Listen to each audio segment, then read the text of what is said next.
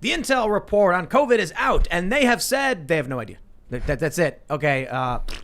We were all excited. We're sitting here with Steve Bannon, and he's like, look, the intel report's coming out. We'll see what they say. And I'm like, oh, man. And, we had a bunch of other people, and they're all excited. And they're like, COVID may have leaked from the Wuhan lab. Maybe. We don't know. We're divided. Nothing definitive, but there is a lot of news still in Afghanistan. And I got to be honest, guys, I do think the Afghanistan stuff is probably the most important. But at a certain point, it's like, we have talked about it so much. I have talked about it so much that we're going to talk about it, obviously, but I wanted to lead in with something else just because the Afghanistan stuff is some of the most depressing and dark stuff. And then it reminds you, and here I go reminding you that the emperor has no clothes. So it's creepy stuff. Also, interestingly, in the news, this may come as a surprise to many of you, but Milo Yiannopoulos has been censored. Huh. Yeah. Again, on YouTube. Apparently, he got banned off YouTube, where he was still allowed. And a lot of people, I guess, haven't heard from him in a long time because of the censorship, but censorship is still happening. So we'll definitely talk about that. And we're being joined by one of the experts on censorship, Dan Gainor. Thanks. I'm Vice President for Free Speech America at the Media Research Center, and we spend all our time trying to stop what's become an absolute madness on the internet, taking away all of our freedom to speak, to say anything. It was awful before, and then COVID, it just went insane because they feel you've now got the President of the United States and the Surgeon General who are trying to force the social media companies to restrict speech. Yep. It's utter insanity. So there's keeps me busy. There's a story right now from Science Mag, NewsGuard certified Science Mag, a legitimate publication, talking about I think it's infection rates. Oh no, I'm sorry. It's talking about likelihood of what is it? It's you don't want to be too specific because you know what's going to happen to you. Well, no. I just want to. It's about like likelihood of catching COVID based on infection versus vaccine or something like that. Yeah, it's talking about the immune response you'll have based on getting it versus getting the vaccination. Twitter has censored it. Right. It's a legitimate study published by a legitimate magazine, Science Mag, NewsGuard certified. Can't talk about it. And we know this has been going on because Twitter shut down the Hunter Biden stories. There was collusion between big tech and the Democratic Party to shut down negative stories about Biden. And then we saw that Rasmussen poll that said if people were aware of what Joe and his son had done, Joe meaning like flying his son to China on Air Force 2 and meeting with his business partners, people wouldn't have voted for him. That's the problem of censorship. Well, and the problem, I've been online since before the World Wide Web. And which means A, I'm old, and B, I've got this nice perspective when it was pleasant. When you had like people talking online about the Guild, and Felicia Day, and everything was nice. And then things started crazy in 2014, and then it got worse and worse in 15 to 16 with the election. And after Trump won, largely on the basis of social media, because he was a social media powerhouse. The social media companies in the left, and particularly in the traditional press, who are the biggest advocates for censorship, they went completely insane. It just determined to, okay, you guys won with it. Well, we're going to take it all.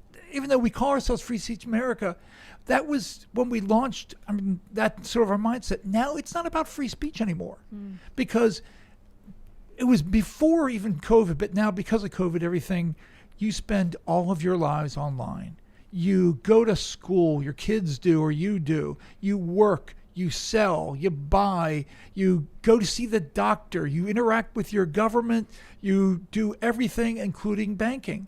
And if they censor us online in those, then it's not an issue of free speech. It's simply, are you a first-class or third-class citizen at this point? Simply civil rights. Yeah, exactly. We'll get into all that stuff. We'll check out the website, too. We got Ian. Yeah, as you're talking about this, I'm thinking of the frogs in the pot and how we're slowly, this is like, oh, it's just a little bit of censorship here, a little bit there. Then all of a sudden, you said the naughty word on the phone, they're taking your phone number away. You're not allowed to get a phone now. You're not allowed to have a social media account now. You're not allowed to have a bank. Like, it's completely dehumanizing. Absolutely a violation of human rights. I'm glad you're here. Thank you. Thank you. Yeah, I'm excited too, as I already pitched in, because as soon as I saw this thing on Twitter, I called my magic special source who has 2 different master's degrees, including one in biomedical sciences, and I was like, bro, is getting a disease better or worse than getting the shot? Because with chickenpox, if you don't want to get shingles, you should get the shot. You shouldn't just get chickenpox. And he was like, it depends on the virus, depends on all this stuff, but there's no reason for Twitter to be censoring this. So I'm really excited to be talking about this. Before we get started, head over to timcast.com, become a member, and you will get an advertisement-free experience as you browse the website, plus all of our members-only podcasts from the Timcast IRL show, and you'll be supporting our fierce and independent journalists. That's awesome, right? That should be enough, but also like this video, subscribe to this channel, share the show with your friends. It's Friday night. We chill a little bit on Friday nights. We got this news. It's not really news. It's nothing. From the New York Post. COVID origins report says it's plausible virus leaked from Wuhan lab. New York Post reports an unclassified summary of the U.S. intelligence community's report on COVID-19 says it's plausible the virus leaked from a lab in Wuhan and that it might be genetically engineered. But investigators remain divided. I suppose at the very least, this, now when the media says it's a conspiracy theory, that it's a genetically modified lab leak or something, you can be like, well, they said maybe. I'll take maybe, right? Well, I mean, maybe means you can at least discuss it. For a year, it was, you went to the woodshed. They took you to the woodshed, beat you up a little bit, maybe suspended you, maybe banned you for talking about something. They went after members of Congress. Yeah. That's how extreme. We mentioned this a little bit. Dave Rubin got suspended like a week before they announced booster shots for saying booster shots were coming. So Dave's tweeting like, they're going to have booster shots. Twitter suspends him. And then like a week later, the New York Times is like, booster shots have been announced. I think with Dave, it looked like he had a lot of evidence showing that it probably would happen. And I don't know exactly what happened, but I imagine he said it is going to happen. And that's like crossing a line. Saying that it's evident and that it looks like it is very likely is very different than saying it is. But journalists have been doing this for basically the history of journalism, saying, hey, we've got sources saying that this is going to happen. I was talking about this downstairs. You're not allowed to criticize the World Health Organization or the CDC, basically, by these social media companies. But then New York Times can run a story. They did a story at the end of, I think it was 2019, right at the end of the year, about the World Health Organization. They said, one of the givens of the World Health Organization is that they want you to keep open borders in the middle of a pandemic, which I think ordinary people would go, well, that's nuts. But they said, oh, it's this way. But then they dug into it, and it turns out there's absolutely no scientific reason for it. It's simply their agenda to keep the borders open. And why do we do this? Well, because we're supposed to listen to the sciencey people at the World Health Organization. Why? Well, now the funny thing is, and we'll give YouTube its piece in all of the horse dewormer stories. It's the craziest thing seeing every single outlet refer to ivermectin as horse medicine, because it's like, don't they give ibuprofen to dogs? Like, don't they? You know what I mean? Yep. So the issue is, and for you YouTube, that ivermectin isn't FDA approved. There are some studies going on right now, but it is not FDA approved for treatment in COVID. But it's also not horse medicine. I mean, it technically is, but it is FDA approved for certain uses like topical scabies, and I think, general dewormer stuff. Mm-hmm. The crazy thing is how the media is walking in lockstep. They're all saying horse medicine. It's not horse medicine. It's in a version of horse medicine, but it's also in other things. Mm-hmm. But I mean, like we give antibiotics to horses too. Yeah, it doesn't make them horse antibiotics, right? Right. Yeah. But how the media is treating it this way, how like we have to even be careful bringing it up because anybody who dares, oh wait, you said the wrong thing. I interviewed Dr. Zev Zelenko, and he got documents restricted by Google Docs. Now, if that is not 1984-ish, wow. You've got stuff, you can't share them to other human beings, even though you wrote them, and they involve documents that you sent to world leaders, but you can't share them to other human beings because they're locked out. I mean, that is... There was a, I think BitChute was banned, like Twitter had banned links to BitChute. Yeah. Or I think they still do it, like gives you a warning. And there was one thing I tweeted about, I can't remember what it was, but it was like, if you tried to tweet it, it would give you an error. And so they're like, oops, site's broken, that's all it is. And then you're like, there's one link. Remember when Facebook banned Minds? You remember that? Yeah. And you couldn't send a Facebook message with minds.com Yeah. in the message, or it would be like, Yep. this tweet. I can top that. There are people who are banned on Facebook, not that they're not allowed to be on Facebook.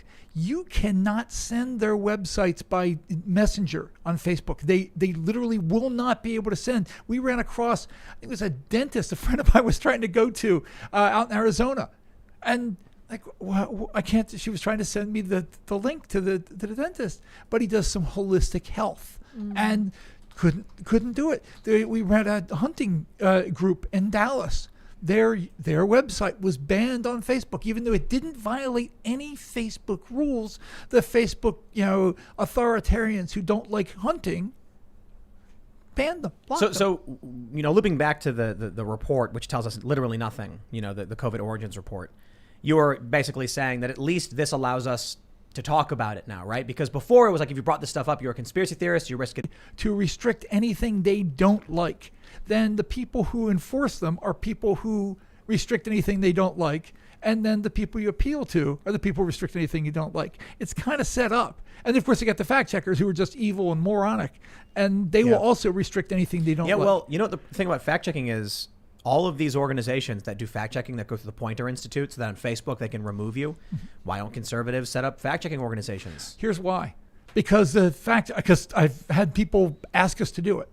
Because the fact checking network can also remove you. So you could spend hundreds of thousands of dollars hiring people, setting up the operation. It's very tedious. If you start fact checking CNN's going to call the Pointer and they're going to pull your authority and then you're off. And that's it, you're done. Because they control the whole game.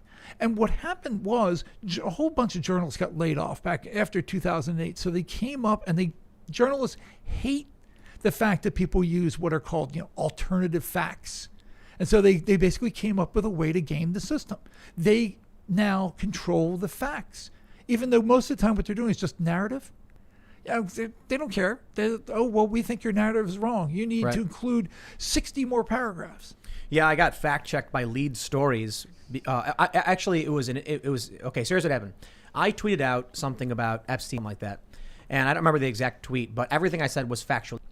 Someone screen grabbed it and posted it to Facebook, and then Lead Stories said it was fake. This tweet is false information, and so I looked up. I saw the tag on my tweet, screenshotted. I didn't post it. And then it said false information. Here's one. I clicked it, went to their story, which confirmed every single thing in my tweet was correct. When I called the guy from the company, he was irate and yelling. And he was like, I refuse to change it. And his argument was basically that the way it was phrased in the tweet could give the wrong impression. And I said, the impression is irrelevant when my facts are all correct. What someone assumes based on reading the tweet is irrelevant. I didn't say what you're accusing me of saying, something like Bill Clinton went to Epstein Island or something, which I didn't say. I can't remember exactly what the tweet was. And then instead of taking down the fake fact check, he left it up, but put, like partially incorrect or something like that. So they can take a fact and then call it fake news and false information, and then explain on their end that, well, it is technically true, but we just want to provide clarification. So now when you get hit on Facebook and Facebook strips you of monetization, that's the end result. Well, and what they do is their favorite is the context. You don't have enough context. Well, by that definition, the entire freaking world doesn't have enough context. Encyclopedia Britannica doesn't have enough context because, you didn't include this book full of information about Afghanistan or those 27 books about, pick your topic, calculus. There's not enough information in calculus in there, so you need to add more context. We got hit by PolitiFact for rerunning a CDC chart. Okay, so not doing anything controversial here. We reran a CDC chart, linked to a story about it, and that story linked back to the CDC. PolitiFact gave us a fact check and gave us sort of like the trifecta of fact checks. They said, okay, well, we lack context, but then they called it partly false, but then they put a big, huge red capital letters false on our chart. And so we challenged it. They, of course, ignored it. So what we did, we got more than 40 conservative organizations together and sent an obnoxious letter to the International Fact-Checking Network and said, you got to pull their card. They are not fair. The Media Research Center has tracked more than 50 examples since 2019 where they've been out of control. Yeah. And we didn't really think they would do it, but so now that's got to be the narrative. Every time PolitiFact does another lousy fact check, people are going to go, more than 40 organizations said this organization should lose its fact checking ability. Do you see when they, I can't remember which organization it was, they flagged the CDC itself as false news? Yeah. Yeah, so on Facebook, a link to the CDC. It was an article from the CDC where they said that they were they were encouraging new testing for COVID.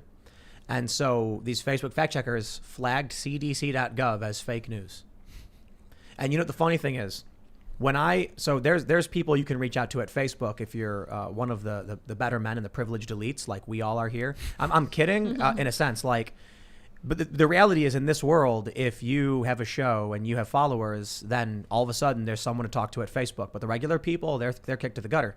So I know I have the contact emails, I have the connections, and they said when you get fact checked on Facebook, it's not us, it's those third party companies.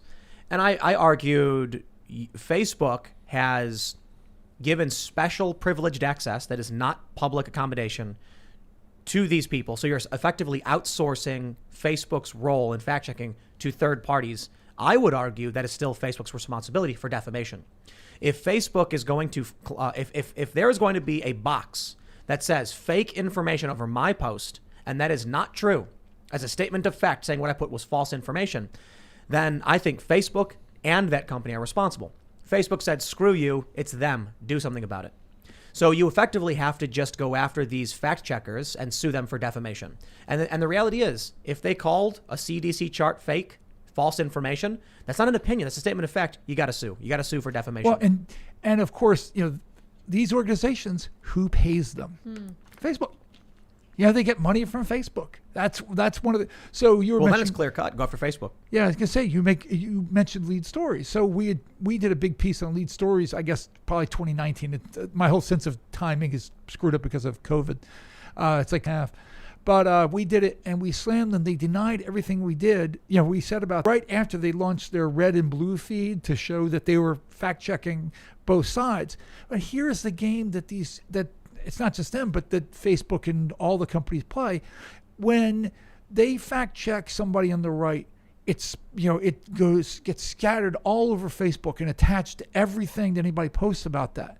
But if they do it for somebody left, it doesn't do that. So if they fact check, some micro organization or Occupy Democrats saying something stupid because they're idiots, if they fact check them, well, then they won't say, oh, by the way, they were actually citing something that CNN did. They're not going to then attach that fact check to CNN. It just drops there. Yeah. And so that's the way. So what they've set it up is it deliberately hurts conservative organizations and anybody who disagrees with the status quo, which I'm pretty sure is the people in this room. Yep. I would say so. It's a broken system. I don't know what else to say. We've been dealing with it for a long time, and I guess the challenge is it just shows how dark things are continually getting, that we even move beyond this knowing it's happening and nothing's changed. Like we're now at a period where we can't have discussions about the science. They tell us trust the science, and I'm like, okay, well, a bunch of scientists just came out, not those scientists. I'm like, well, who am I supposed to trust then and why? Dr. Fauci. But Fauci's been wrong every other day. Yeah, well, trust him. But what about those doctors over there? Nope.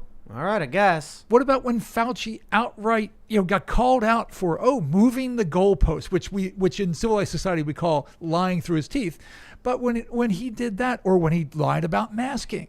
What about when Sanjay Gupta? This is actually one of my favorite little elements from COVID.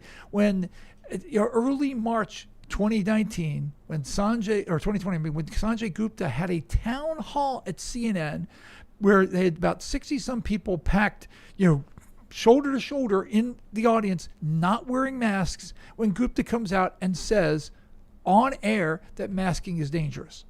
Now, Gupta said that? Yeah. Then, suddenly they decide that later on masking is good. Now, I'm okay with them doing that if they keep saying, by the way, I said this dumb thing before, and keep putting it out there. But what happens is all that stuff gets memory hold. Every time Fauci does something or Gupta does something or any of these people, they say something that's wrong or, later on proven wrong. There's no accountability for them. There's only accountability for us. Let's talk about how dark things are actually getting. So let's step into this one from CNBC. Congressional panel investigating January 6th insurrection demands records from Facebook, Twitter, and other tech firms. So here we go. You may have heard that the January 6th committee submitted a letter to all these different government agencies demanding information on basically everybody in the Trump government, as well as a large number of activists who are just, Scott Pressler is the most pressing example. He's a guy who registers Republicans to vote and he cleans up garbage. And they said they wanted every communication from the government to him going back to April 1st of 2020 into January 20th of 2021. This guy has nothing to do with any of it. And my understanding, he wasn't even in D.C. on January 6th. But this is their overreach, and now it's coming to the big tech firms, which is what we expected. When we had Jack Posobiec here, who was on this list, the general idea we were talking about is they'll eventually take it from the government to social media companies. Now, all of these big tech firms who we know are biased are going to start going after Trump supporters and activists. I'm willing to bet if you're like some mid-level Trump supporter, your communications, your DMs will probably get leaked because they're going to demand it. And why would Facebook or Google say no? They're going to be like, well, it's very important. We help out. Here you go. Well, look at how the government tax forms for all these rich people got leaked all of a sudden. Oh, yeah. Biden is talking about going after rich people with his tax efforts. Oh, and also talking about throwing tons of money at the IRS. Magically, ProPublica gets a dump of the tax records for a lot of famous rich people and then starts writing about it. Now, remember we weren't supposed to talk about the deep state. Deep state doesn't exist until a guy from the New York Times writes a book and says the deep state exists, and it's a good thing. Yeah, it's a good thing because it's on our side, Let's let me read a little bit from here. We got this from CNBC. They say the House Select Committee investigating January 6th said Friday it's demanding a trove of records from 15 social media companies, including Facebook, Twitter, Google, and a slew of pro-Trump platforms. The requests for records stretching back to the spring of 2020 are related to the spread of misinformation, efforts to overturn the 2020 election or prevent the certification of the results, domestic violent extremism, and foreign influence in the 2020 election, the committee said in a press release. They're also looking into policy changes that the social media companies adopted or failed to adopt regarding the spread of violent extremism, misinformation, and foreign malign influence. That includes decisions on banning material from platforms and contacts with law enforcement and other government entities, the press release said. The committee's latest requests further underscore the role of social media on the Capitol attack, blah, blah, blah, blah, blah. They blamed Parler, but it was actually Facebook where people were getting together and scheduling and planning for January 6th. So the coordination and collusion, I think, is obvious. And now, what's the chances that these companies just turn over all this data and everyone who is anti-establishment all of a sudden has the worst possible things they've ever said taken out of context, plastered all over the internet, every story possible. And then what happens next after that is the financial institutions start saying, geez, these stories, yep, got to ban them. Well, financial institutions already are doing some of that. They did it to But an escalation. I was going to say one of the Republican Senate candidates in Delaware. Okay, we're not going to allow you. We're going to shut down your bank account. We're going to, you got PayPal doing the same thing, all these companies. But yes, that's an enormous, insane, Stasi-like, overreach of government into basically the lives of absolutely everybody. Yeah, this is, and you're right. It's not just the. They could leak. You're having an affair on your wife. Somebody's having. You send a dirty joke.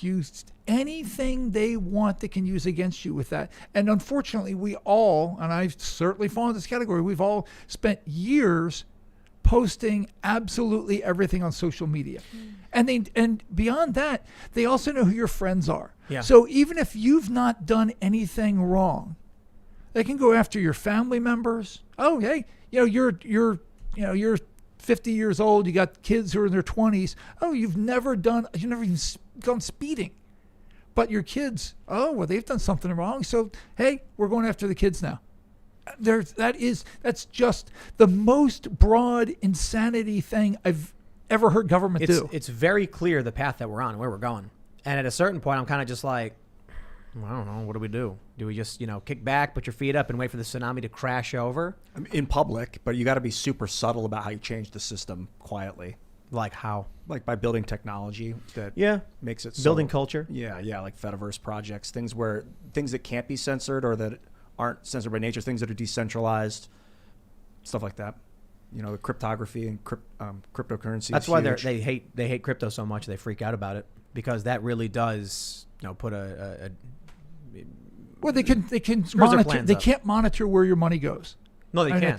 But I mean that's depending on which one you use. If you use like Monero or Zcash, but Bitcoin is fully public, right? And they can easily track all of it. But this follows Choke Point.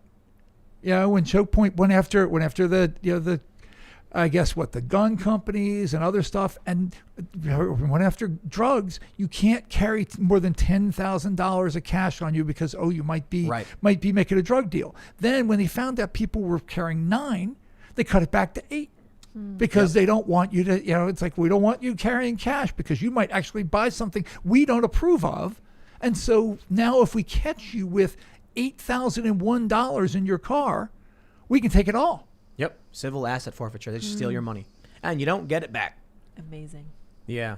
I wonder how that would play out if you're like running like a burger shop and you have like your daily cash from the tills. You're going to the bank with it, and they're like, "That's a bank." They stop you outside the bank, and they're like, "You're gonna go buy drugs with it." You're like, "I'm not gonna deposit it." They're like, "No." And you're like every day. And the only and I guess when you're a frog in a pot and the pot starts slowly coming to a boil, people just don't know and don't care. But people need to stop and just think about a few things.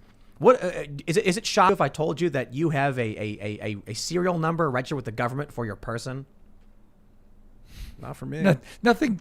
I mean, my level of shock is kind of gone up a lot. Like what it takes to shock. I think if I went home and I found police cars surrounded by I don't even think that reaches shock. Isn't it a crazy idea when you realize that like every single person in the U.S. is serialized with a specific number that identifies you? Every citizen, yeah. It's like something I remember I'd grow up and I'd see like movies where people would get numbers and stuff like that and how wrong and bad it was. And then it's like, but we've been doing this since, what is it, like 1916 or something?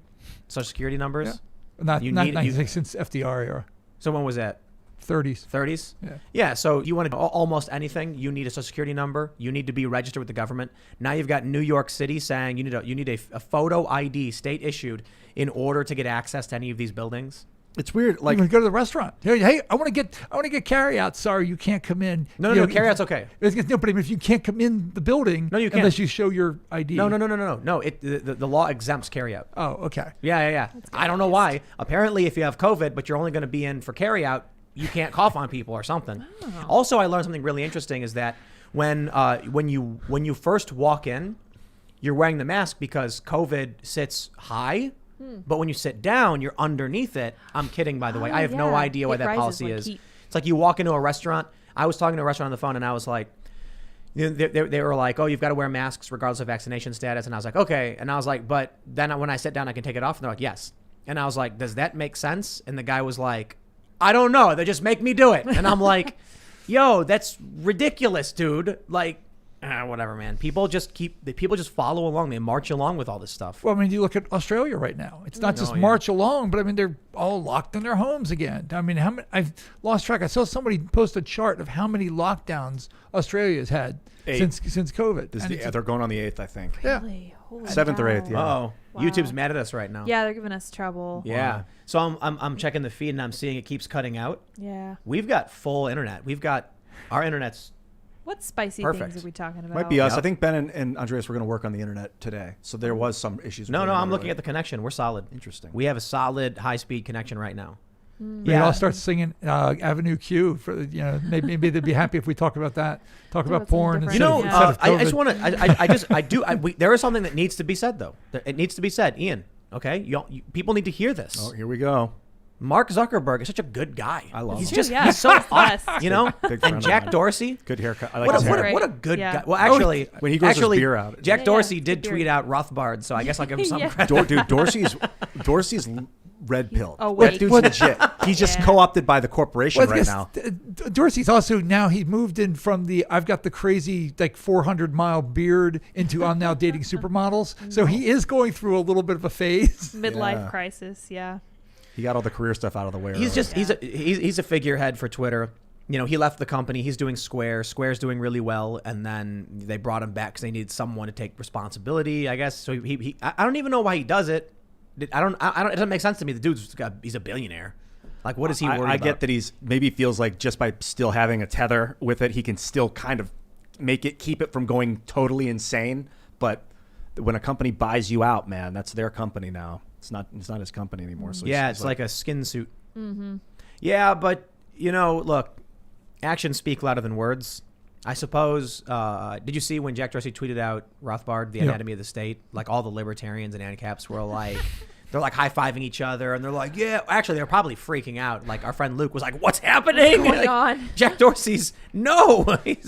But I think some of this is a lot of what we see now on social media from famous people is them just screwing with us. Mm-hmm.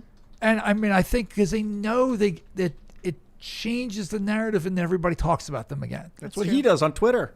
Yeah. That's what Tim does. It just screws with people. Oh, I love social media. Yeah. It's like the Andy Kaufman. But to be fair, I'm just copying orders? Michael Malice. You know what I mean? Yeah. Oh yeah, Michael Malice is a pro. I tweeted, Joe Biden is the greatest president of this or any generation. And then I waited a few minutes and then I replied, why aren't you retweeting this? And it got like 1,000 retweets or something. It got like 2,000 replies. But the funny thing is like, I'll tell you exactly why I did a tweet like that.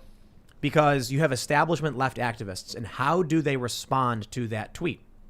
I said something very, very complimentary to Joe Biden, but the implication is it's sarcasm.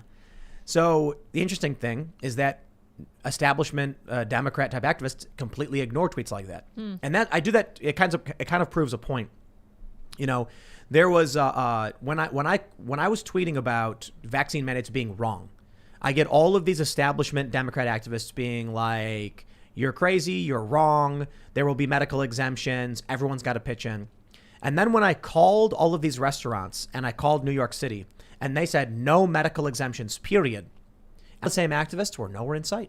No longer replying, no longer arguing. They could have replied with like, wow, I didn't see that coming. In fact, I even I sent messages to Cameron Kasky, the Parkland activist, because we had interacted on the idea of medical exemptions. We were talking, I tweeted about Google mandating vaccines and said, I wonder how many people are going to quit their jobs or lose their jobs. And he said, he responded, there's about to be a lot of openings for people who aren't stupid. And then I was like, some people have medical issues, bro. And he's like, well, there will be exemptions. So when this thing with New York happened, I in good faith, I was like, hey, just wanted you to see this because I know we had interacted on it. No response because these people aren't acting in good faith. If I come out and say something like, you know, Joe Biden should do X, and then someone argues with me, and then Joe Biden goes and does X, I'll be like, well, you know, I got to eat my words. Joe Biden just did it. But you don't see that from most tribalists. Well, and you look at what's happening imminently to the military now. We've got hundreds of thousands of people in the military who are not vaccinated. And we're going around celebrating our heroes in Afghanistan. And, the left and the right are both like, oh my God, we love the military. But then we're going to turn around in a week or two, and a whole bunch of those people are going to be called up on charges, court-martialed, or get some sort of pushed out of the military at a time when our military probably can't afford it. And all just like they said, the frontline healthcare workers. Oh my God, we love the nurses and the doctors going out risking their lives. Oh wait, they're not getting the vaccine. That's it for them. And they literally throw them out of a moving car. And so it's the inconsistency. The person who doesn't get the vaccine, who chose for whatever reason doesn't get the vaccine, if they're out there risking their life for their country or saving lives and as a healthcare worker, they're still the same darn person that was doing that. So I want to show this here, anatomy of the state. So most of you, maybe if you missed it, we're just mentioning how Jack Dorsey, the CEO of Twitter, ever woke, tweeted out Murray Rothbard, anatomy of the state. Libertarians and anarcho-capitalists were all hooting and hollering and freaking out. And on page 6, which is, the opening of Anatomy of the State, which Jack Dorsey himself posted, the greatest danger to the state is independent intellectual criticism. My, oh my. Fine. It's very interesting that Jack Dorsey would tweet something like that out, considering Twitter actively tries to suppress intellectual criticism of the state. Maybe Jack, he's actually locked in a basement, and he's like, and they run everything, and he broke out, and he's all gaunt and frail, and like they're coming to bring his food, and the door opens, and they're like, here's your food, Dorsey. And then he shoves the guy out of the way, and he runs to the computer, and he hits Control-C, Control-V, and enemies say enter, and they're like, no, and they grab him, and they're dragging him back, and he's like, no, freedom. And you can see the Matrix as he's being pulled back. And they throw him back in the room. Don't you ever pull something like that again. And then, the other Twitter executive, he escaped from his cell and he tweeted out Rothbard. And then they were like, oh, can we delete it? No.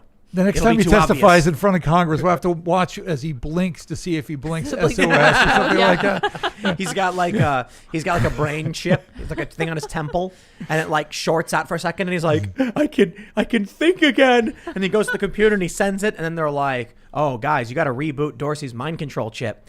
Phew, and he goes, Would it be like the V chip from South Park? yeah. Yeah. Yeah, so for the Rogan podcast, and he was talking about blockchain, and I think he's really naive. I think he doesn't know. He doesn't know what he's talking about. I think he's, to be completely honest, nice guy, a bit duplicitous, right place and right time. Twitter is not particularly complicated. He said we discovered Twitter, we didn't invent Twitter, things like that. And when I was talking to him before we did the Rogan podcast, like literally like minutes before, he was saying how he really wanted blockchain-based social media. And he was like, that way, once it's there there forever. And I'm like, that sounds horrible. That sounds like the worst idea ever. Like, imagine you're 15, and you're like, I'm going to post a picture of my ass because I'm edgy and I got 10 followers and I don't care. And then you're 30 and you're like, I got 50,000 followers now and you're a sports commentator. And then they're like, couldn't help but notice in your Immutable ledger, here's a picture of your ass. It's like, I know I can't it's in the blockchain. What am I supposed to do about it? It's there forever. In theory, what that should mean is that we all kind of get the get out of jail free for doing dumb stuff. But what in practice it means is if you did dumb stuff that the elite don't approve of, you can get canceled at absolutely any point in time in your life. But if they are okay with the dumb stuff, you were part of an Antifa attack or something. Oh yeah, that's fine. We don't care. That's fine. You get a nice Reuters article. You were once a noble activist fighting for justice. Tell me how that went. Well, I threw a bunch of bottles at people and then we went around smashing things. Oh, wow. Sounds like fun. Sounds like you've accomplished a lot in your life. Mm-hmm. Yes, it was hard, but we burned down some bars. That's basically the history of these people when they're older. There's a video that went viral of a journalist who is trying to cover what's going on in Portland, and this Antifa gets in her face and says that you were endangering people by spreading COVID, which is like the craziest thing for Antifa, I guess, to say. They're pro-state, whatever. And then they physically attack her, throw her to the ground, spray her with paint and mace or whatever. These people, they're effectively, the brown shirts, they're enforcing state edict or whatever. They march around these cities doing literally nothing, believing CNN and thinking they oppose the state when they're doing everything the state would want them to do. Yeah, I mean, the brown shirts entirely, they say, oh, we're the original anti-fascists, and they post images. You'll see idiots like people at CNN posting images of D-Day landing and anti-fascists, and then comparing them, Chris Cuomo, to Antifa. And I'm like, no, these are the worst of the gutter trash who go attack ordinary people on the street and try to bully people just because they think or say different things. Mm-hmm. I don't support anybody doing that. I don't care what ideology you've got. If you're going and just walking up to speaking, we've proven that. Do you see when they were attacking people who were protesting COVID restrictions? I'm like, isn't that weird? The state comes out and makes like Bill de Blasio decrees something that's like not even a law. It's a decree from an executor. And they're like, we're going to defend that. And so you come out and be like, there was actually an event happened in D.C. where a bunch of conservatives came down to protest corporate censorship. And Antifa showed up, calling them fascists, and started attacking people. And I'm like, yo, are they pro-corporation? Is like Antifa pro? Oh, dude, they're fascist. Racism, because it's a word game to manipulate people who don't pay attention. Right, it's Antifa, racism. same thing. Yeah. We've gone full circle where now the very people who go around saying, oh, you can't be racist, are then going around saying racist stuff. You can get shut down on Twitter or social media for saying anything racist in some groups, but not against others. And it's the game. Look at the anti-Semitism you see on these sites is just off the charts. And you see it not just on social media, but on in schools and colleges, universities. The Jewish, these Jewish students everywhere are now a target when they go to college. That's the exact kind of thing that we look back at history books and say, gee, that was awful when it happened in the 1930s. Why are we allowing it to happen here in this era? Yeah. I love I'm just reading, I have the Anatomy of the State pulled up, and just for Jack Dorsey to tweet something referring to the state as parasitic and sapping production and stuff like that, I'm like, wow. Spicy. Maybe he should apply those principles to the companies that he runs. Maybe things would get a little bit better. But I hate to say it, It just seems like things are getting worse and worse. And even with what's going on in Afghanistan and everyone kind of turning their back on Biden, it's not in any way to imply that things will improve. No, I mean, I think, unfortunately, look, I thought we shouldn't be in Afghanistan anywhere near the length of time we were. I mean, if you follow anything about history, we changed the mission. Our military is really good at going and kicking somebody's ass, just is. You know, but they're not good at forcing you to come into the 21st century and embrace Western values. It's an unfair ask of anybody. And so they went from being war fighters to prison guards and social workers. And that's just, I don't care whether you're carrying the AK-47 or M16 or whatever you're carrying. If you're trying to convince somebody to join the 21st century when he can't even read, that's just the wrong mission. That's why it's a 100-year mission. You have to raise several generations and instill in them like a norm. But to go into a country where there's we're there for 20 years. If you went to the American people and said, we want to be here for 100 years to colonize and reclaim, people would be like, get out of here. They would not support that. Well, it's also geographically really difficult. Afghanistan is a landlocked nation. We're the world's greatest navy. Okay, that's just bad dynamics. So I mean, if you're going to do it, and it didn't work well when we did it in Vietnam. I mean, so because you have to look. It's just like when you go buy a house. I drive out here, get to the wonderful compound, see the nice area. When you buy a house, you buy a neighborhood. Well, Afghanistan's in a really bad neighborhood. It's got Pakistan next door, and they're run by Looney Tunes people. It's got China next door. They're even worse. Russia's nearby. I mean, it is. Iran is next door. Yeah, it's a mess, and it's exactly the same problem. I mean, Vietnam had when you've got China, a nation now of 1.3 billion people nearby, and you're another nation trying to end up with a sane destiny. It doesn't matter whether you're Taiwan or Afghanistan. You're going to have trouble. Yeah. Well, how about we take a look at what's going on over in Afghanistan? We have the story. It's pretty interesting. Tucker Carlson questions if Biden admin botched Afghanistan withdrawal on purpose. And we got some more stories to potentially back up the claim that Joe Biden screwed up Afghanistan on purpose. Tucker Carlson pondered whether or not the administration deliberately botched the Afghan withdrawal during his show Thursday evening. Carlson's guest, Glenn Greenwald, was discussing how there are elements in the political establishment that would like us to remain in Afghanistan. The conversation led to the host questioning if there was a possibility there was an interest in screwing up to justify future engagement. Quote, I never want to be a conspiracy nut at all, but I mean, everything you said is true so far. So is it worth at least wondering? This is such an obvious screw up. You and I have no experience running a military or logistics withdrawal. I can't even organize my garage, but even you and I would probably do a better job of withdrawing than these guys. It was just like, it was comically bad. Is it possible they had an interest in making it bad to justify future engagement, or is that too much to even speculate about? Well, I give you the story from the Daily Mail. Glenn Beck claims U.S. State Department and Biden's White House are blocking his efforts to rescue Afghan Christians from the Taliban who want to set them on fire. Why would they tell someone with the capability of helping in the evacuation not to? Why would they block that? Unless they want the chaos so they can justify remaining. Well, I'm going to give, I think there's some legitimate reasons and some illegitimate reasons. I mean, the illegitimate reason, they don't want to be shown up. They don't. Our troops are not allowed to, have not been allowed to leave the airport area to go rescue Americans elsewhere in Kabul, much less the rest of Afghanistan. But if you flip it around, if you're trying not to have a confrontation with the Taliban and trying to get everybody out, and you've got random elements out there who, let's just say, are more cowboy-esque and willing to fight if they've got to, well, then government's going to, then the Taliban's going to see that as engagement across the board, and then our troops are fighting. So I can see that, but what I can't see is when the State Department rejects, when you get people to the airport and the State Department says, sorry, you can't come in. Yeah. Our State Department is not requiring all the paperwork for everybody who gets there that they're getting out. So then it looks more like, hey, you showed us up, you made us look bad. Let me make a better point. In the morning of the attacks, the U.S. and the U.K. warned their citizens to stay away. The Marines who lost their lives were also briefed.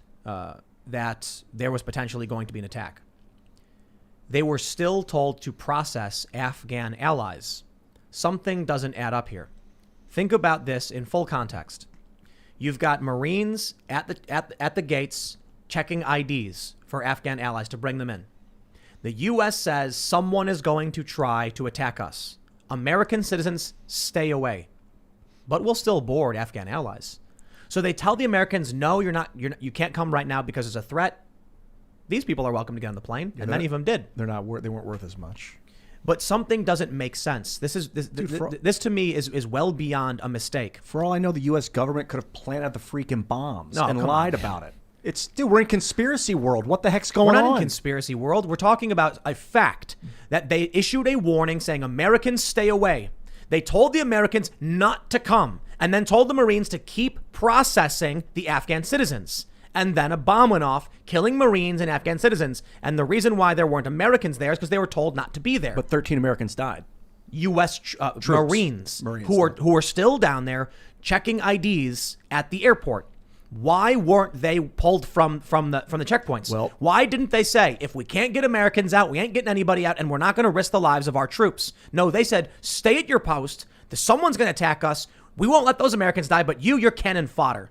That's just what they did. It is. I can't imagine that it was an accident. No, immediately after it happened, you get Biden come out and say, we're going to go after whoever did this at a time of our choosing, at a place of our, basically saying, just so you all know, this is a green light for us to reinvade or to reattack. We're going to hunt the next them day. down.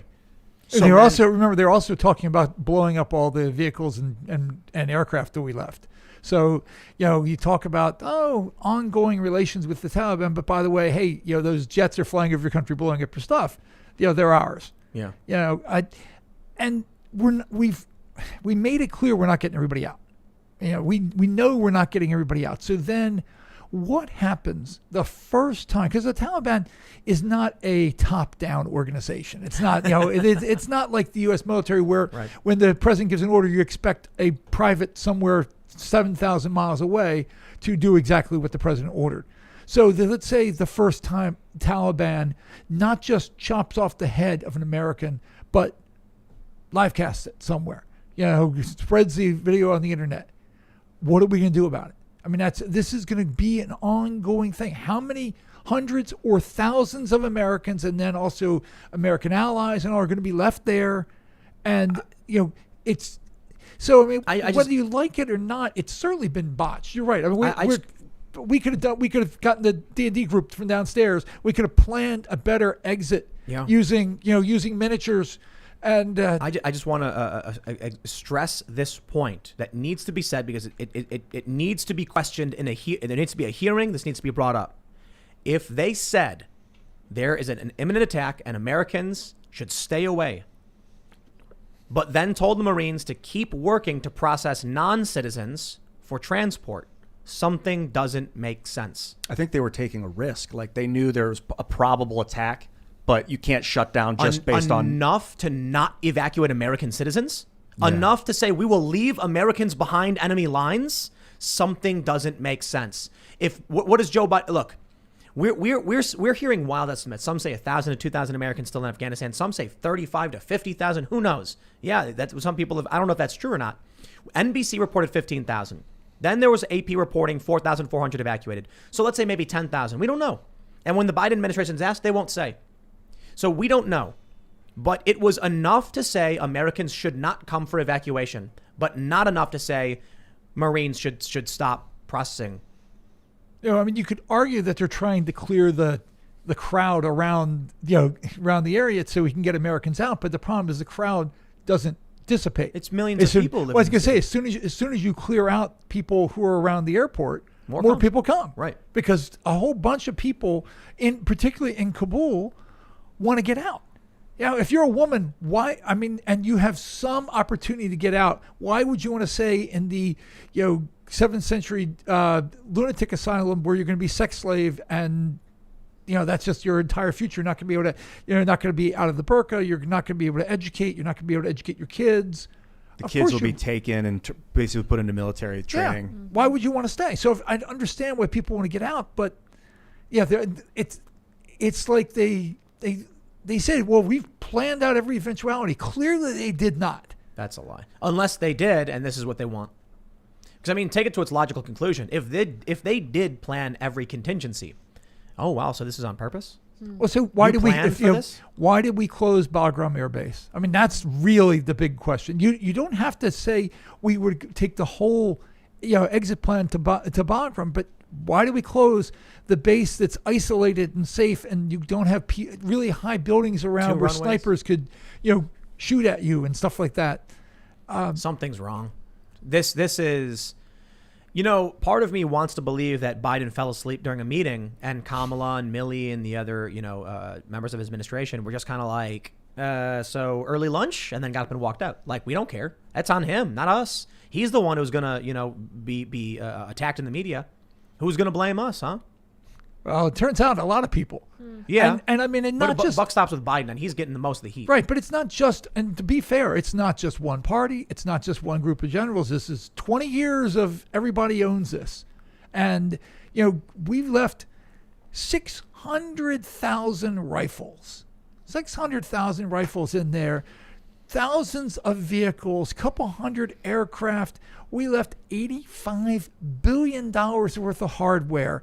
And I'm sorry, I find it hard to believe that that's entirely accidental. That You ever see Idiocracy? Oh, love Idiocracy. Mike Judge, man. You see, Oh yeah, I just saw course. it a week ago. Yeah, we were watching it. It was funny. It's a documentary. Yeah. Terrifying. Well, so I think about how Mike Judge took this concept of like, if nature just rewards those who reproduce the most, what would happen? And I'm like, let's imagine a future based on American foreign policy in the Middle East and what it leads to. So you've got ISIS. You've got the supporting of Syrian rebels and arms dealing, not to mention Fast and Furious with the cartels. And you could make an idiocracy where it's like, after hundreds of years of the U.S. going into foreign countries for intervention, losing and then leaving behind hundreds of millions of dollars in supplies, the world ends up with like massive armed factions with like American level technology in all these different parts of the globe, all going to war and just blowing each other up. You end up with like just 50 different ISISes, ISIS A, B, C, D, E, F, G, H, I, J, K, L, M, N, O, P, and they're all in different regions, all with Black Hawks and F-15s, bazookas, and hundreds of thousands of rifles. Be a good video game. Yeah. The year is 2130. America just pulled out of its 87th attempt. Here you go. Like, why didn't they decommission the planes? Why didn't they melt them down with thermite Well, or because something? we left all this stuff for the Afghan army. I have to lift my other arm so I can do air quotes for Right. Afghan army. I don't really blame the Afghan, the soldiers. They lost 50,000 guys in 20 years fighting against the crazy Taliban. But their leaders were corrupt. Their leaders were evil. We weren't allowed to stop that. The fact that it fell apart so fast because they tried to create a modern army for people who were not ready for it. Yeah, and Kurt Schlichter explained this, was saying that we built a modern American-style army with massive amounts of logistics, which is like the backbone of our army. It was massive logistics, and then we removed the logistics from the when Afghan army. When Biden pulled and said, we're pulling out, he wouldn't allow the contractors back in. Well, the contractors were maintaining the Air Force. Yeah. Well, they had a land-based army that was counting on air support and of course, that they realized, hey, you guys built the wrong army. You left us out hanging out to dry. We built like some Pentagon fantasy army. You ever play Command and Conquer? Yeah. Oh, I love They should have built Tesla coils just Yeah. all over. There's still time. This is really the OG gaming night. This is Great. we're whipping out Command and Conquer, man. that's That's- no For joke. those that aren't familiar with the reference, and Command and Conquer is like what's like an isometric strategy game where you collect resources, Tiberium, and then Similar to StarCraft. so there's something you can build. I think Tesla coils are not right. They're like the bad yeah, guys. Or is that It's- Red Alert? Did not have Right, Tesla yeah. coils? Or is that only the I second think- one in Red Alert? I think that's Red Alert. When the Oh, okay, Soviets Red had Alert. them. Right. Yeah. Soviets. So awesome game, by the way. Dude, so groundbreaking. So you build towers, and they're Tesla coils, and when anyone gets close, it just zaps them with a bolt of lightning and just. That was how I learned about the word Tesla. I didn't know I never even heard the name before. That's Dude, how we were- buried we that were- guy we- was. We were talking about, we got weeds, okay? We got like weeds. They're growing everywhere. And we used to have this really nice like trim around the porch of wood chips. And the weeds started growing and just nobody really paid attention. Within like a month, it's just a jungle, right? Thicket. So I got a weed whacker. But the weeds are too overgrown and the whacker broke. So I was like, what do we do? I'm like, we have these throwing axes. I'm like, what if we bolt a throwing axe to the weed whacker? And then everyone's like, that's a really, really bad idea. Because it's going to eject a hatchet, you know. If you're and I'm standing like, next to it. It's a weapon. hold on. And so I said, what if we took the magnetron out of a microwave, attached it to the end of a 2x4, put a soup can on it to direct the microwaves, and then carried one of those high-power batteries we have in our backs and created a portable active denial system, and then we could point that, which would effectively boil the water in the weeds and kill them.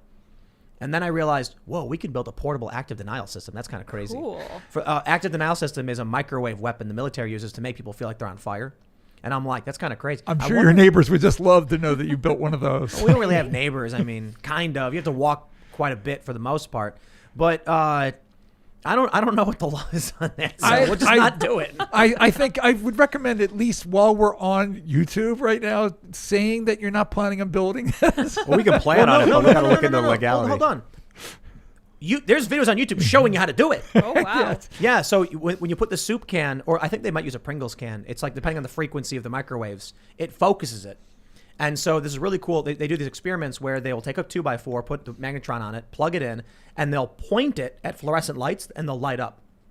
That's like, it's crazy, right? Like wireless energy. Yeah, and this is a little, maybe not off topic, but a bigger picture. I can't Wait, what is on topic? I can't stand the Friday, nanny man. state trying to like protect and control the mind, because it's this. We have access to the most dangerous and epic equipment at all times. We have open flame, for instance, fire. It's like Yeah, you can get your own flamethrower. and it's Those are illegal The in a lot of opportunity, states. the yeah, opportunity for depending on where humans- you are, though. That's like for a human to experiment with dangerous technologies, part of how we've developed and become what we are as a species. So to think that we could ever mute that for the safety of our species is, in my opinion, just is illogical. So here's what I'll say.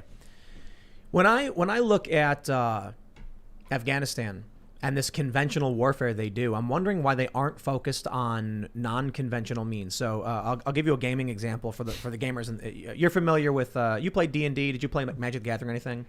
sorry. Yeah. You're familiar with in-game meta. Mm-hmm. So for those that aren't familiar, this means like if there is a style of play in a sport, let's say MMA. A lot of people know MMA. The MMA guys all learn very specific things because there's, certain styles are more efficient, more effective in the long run. So people decide, I'm going to learn these, certain martial arts for these circumstances. But then what happens is one day someone says, I'm going to do something totally unconventional that they're not expecting. And they throw something into the mix that may be risky, but these guys didn't train for. That upsets what's called the meta. So, when I think about this conventional warfare, like the Taliban, it's been 20 years. They know exactly what the U.S. has in terms of armaments. Why didn't the U.S. actually start implementing less conventional, like new technologies, new strategies, new methodologies? And it may be true. I mean, we know about active denial systems they've used in Afghanistan and Iraq, I believe. But there's a bunch of things they could have done. Laser-induced plasma channels. I joke about the Tesla coil, but laser-induced plasma channel technology has been around for some time now. They can literally point a machine at you that strikes you with lightning. There's a lot of things that, with something like that and enough power to the system, you wouldn't need to aim. It would literally just be a big block, and if the enemy approached it, it would zap, zap, zap, zap, zap, zap, zap, zap, zap. Yeah, but you're talking basically the Apocalypse Now solution, the Colonel Kurtz, the guy who goes, the U.S. government's fighting the war the wrong way in Vietnam, so I'm going to fight the right way and go native and do things differently. Well, that is part of the problem. We built a modern army. I will stress too. I haven't gone over there. Yeah, and I'm sure there's some dude who's like, this guy's an idiot. Well, you can say but we're just discussing. What you're talking about is simply breaking the rules. I'm much less now than I used to be a football fan, NFL.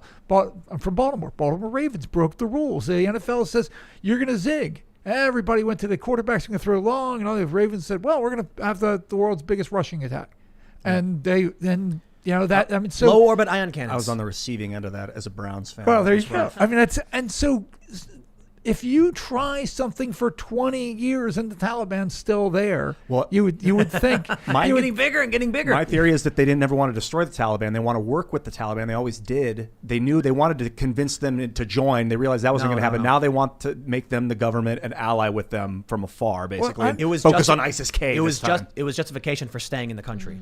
Well, I was going to say, because, I mean, then you get into it is a legitimate question that journalists have not dug into, is the military-industrial complex, and where did all the generals who were in Afghanistan go to work after they left, and how much money did they make, and how many of them were living in nice big houses now, and same for the politicians that then went to work for K Street.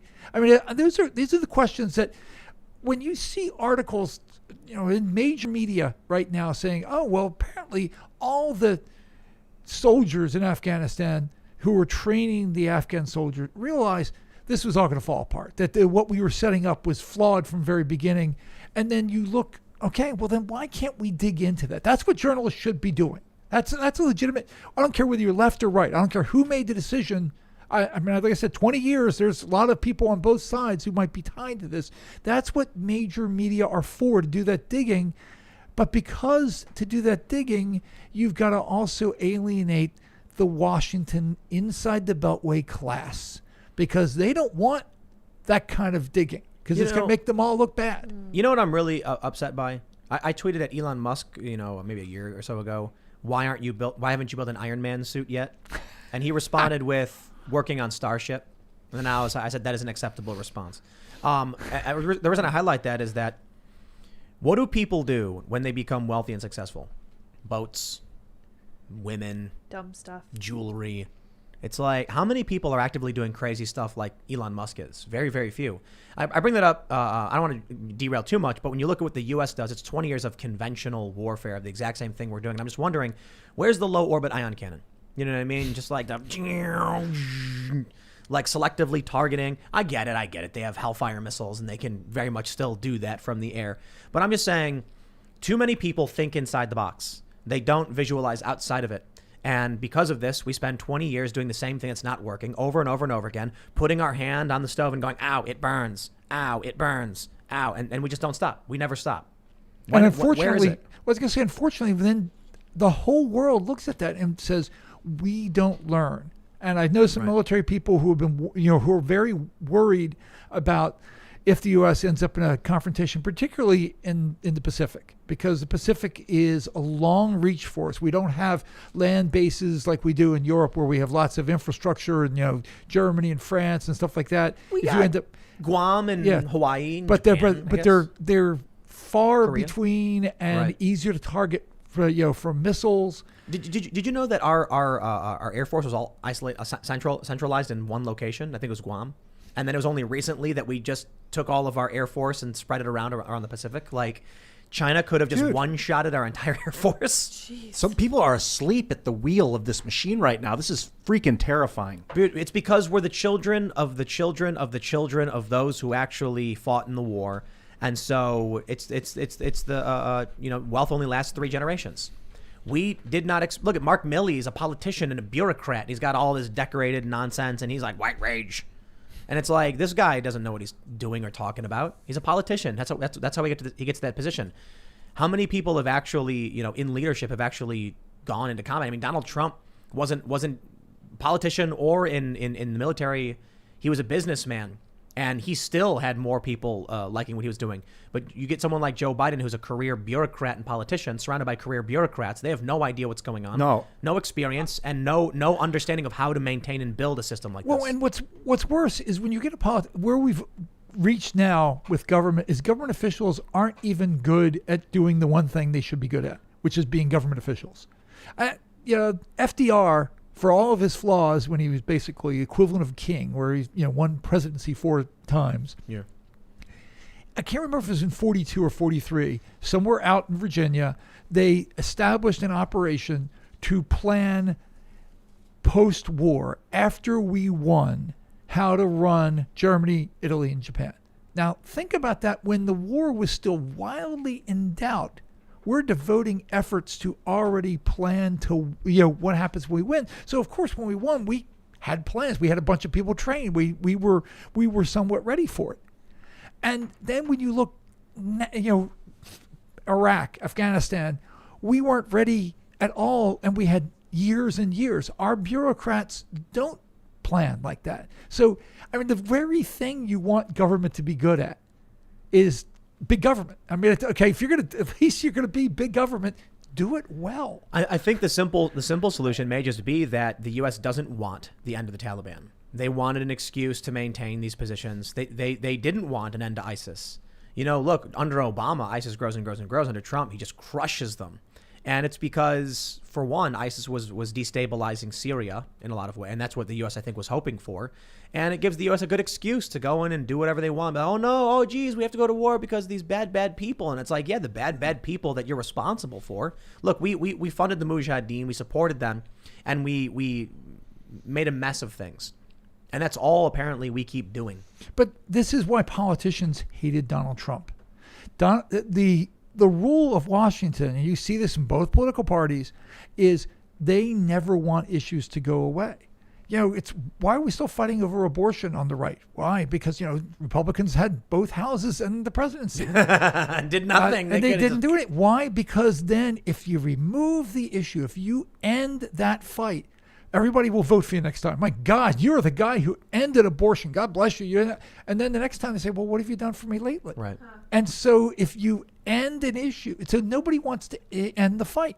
The same goes for the military. The military want to have a base. They wanted Bagram Air Base for the end of time. Like, okay, well, why? So the generals are pouting. Like, oh my God, you took away our air base that we could access all sorts of stuff in Asia. Well, then be honest about it. Yeah. It's okay. Well, we're going to be there. We're not going to ever leave because we are the bad guests. We are the people who show up in your home at 5:30 in the evening and come 4 a.m. after everybody's left. We're still sitting there and we're saying, "Hey, you got some more chips?" Yeah, but when we got there, we kicked the windows in to get in, and then we sat down with M16s. We were supposed to be there. We're the guy at the dinner party where everybody is, finishing off their plates, and the waiter comes out and says, "Now, would any of you like dessert?" No. I'll have the souffle. That takes 45 minutes, sir. I'm okay. It's a Family Guy joke. I'm stealing a Family Guy joke. But. And then you get a call from the FBI. They're like, "I'll have some." Yeah, and then of course, if you want everybody to, everybody divide up the check. Right. Oh, I'll tell you this, man. I once went out to dinner. I got invited to a dinner when I was working at a media company. And they're like, we're going. We won't name any names. I worked for only two. They're like, we're going to this very expensive restaurant, which I won't name, and you're invited to come. And they were like just ordering and like bringing things out, and they were like, get this, get that, get this. And I'm like eating my food, and I'm like, this is really expensive stuff. It was like $100 plate, but I'm like, it's cool because I'm just gonna get this thing. And then afterwards, they're like, so split it, okay? And the bill was like $2,000, and I was like, what? There's like 5 of us or whatever. I'm like, dude, that's how they get you. And I'm like, you're crazy. That's a scene from the movie The Paper. Yeah. That's what we're doing in the Middle East, I guess. Now it's crazy to see. I think like the EU leaders in the UK were saying like Biden's lost it. They've gotten good. They're calling him out. They're condemning him. You screwed this up. Blah blah blah. And yeah. Well, the one thing we've not talked about from this is because you talked about the EU. What is going? Forget the couple 100,000 people we get out of Afghanistan. There are 38 million people in Afghanistan, and the Taliban's not exactly going to really focus on border control. 38 million people in Afghanistan. So they're not going to be focused on border control. So how many people from Afghanistan start the long trek to Europe where they know they'll get better goodies? 10 million. And, a third of the country. No, but Europe's been decimated by the global economy is just in flames. There's food shortages across the board. Right, but you look at Europe and then you look at Afghanistan. Yeah, believe me, it's true. It's an upgrade. It's and it's one hell of an upgrade. So that's why people are constantly risking their lives to cross the Mediterranean. I'll tell you this. I went to Greece and I actually interviewed many refugees, and it was really amazing when I was in Athens and we saw some people drug dealing. And so we actually asked them, like, hey, would you want to do an interview? Like, we pointed the camera down. We didn't show their face. And the guy said that he came. It's been a long time since I watched the video. The video's still up on my YouTube channel. You can watch it. I think he was from Afghanistan. And they were all given these dreams of, like, how amazing it will be if you can finally make it to Europe. And then he realized it was all not true. That coming here was actually worse off. That, you don't speak the language, that your only option is to be a drug dealer, and now you're at risk of being imprisoned, and you're not free, and it's scary. When I went to France, I went outside one of these refugee centers, and this was the sentiment. They said we were lied to. We were told we would come here, we'd be given jobs and homes. Instead, we're suffering. It's worse than ever. And if I could, I'd go back home. And then I went to Lesbos, and there were people who were like swimming to the island, and they were like, it's a prison camp. They were like, we came here and now we're in prison camps. It's torture. And so they were constantly rioting. And I'm like, someone is telling these people some BS. Well, I mean, to some extent, it's the people who sell them immigration. The people who they get thousands of dollars from. Oh yeah, I'll transit you across the Mediterranean for thousands of dollars.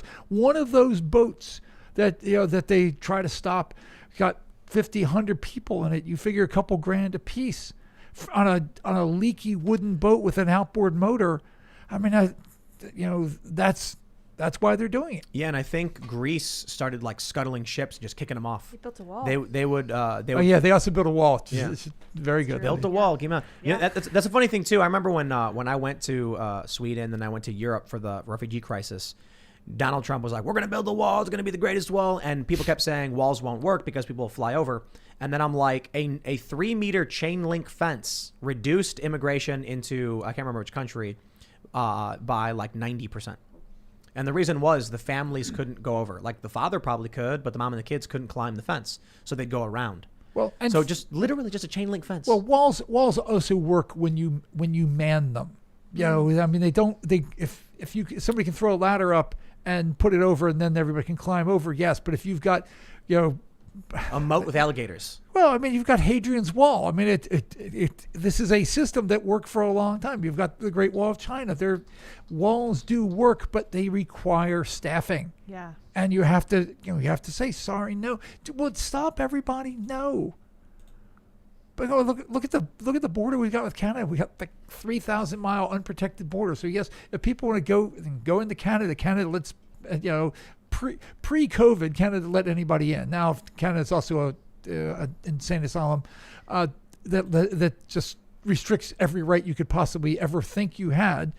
So pretty soon, I guess we're going to start getting refugees from Canada in the United States. So we'll have to worry about that border too. So this is, I didn't see this story. Check it out from Reuters, August 21st. Greece completes border wall extension to deter potential Afghan migrants. Yep. Oh, wow. And there it is. I mean, that's a hefty wall. Looks like it's got barbed wire on it.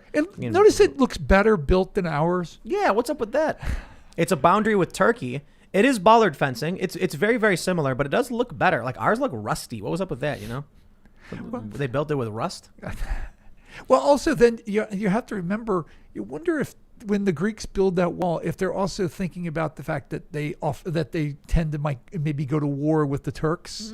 Like, okay, is this just one more sort of discouragement to the Turks roaming in and attacking them, because they still divide Cyprus.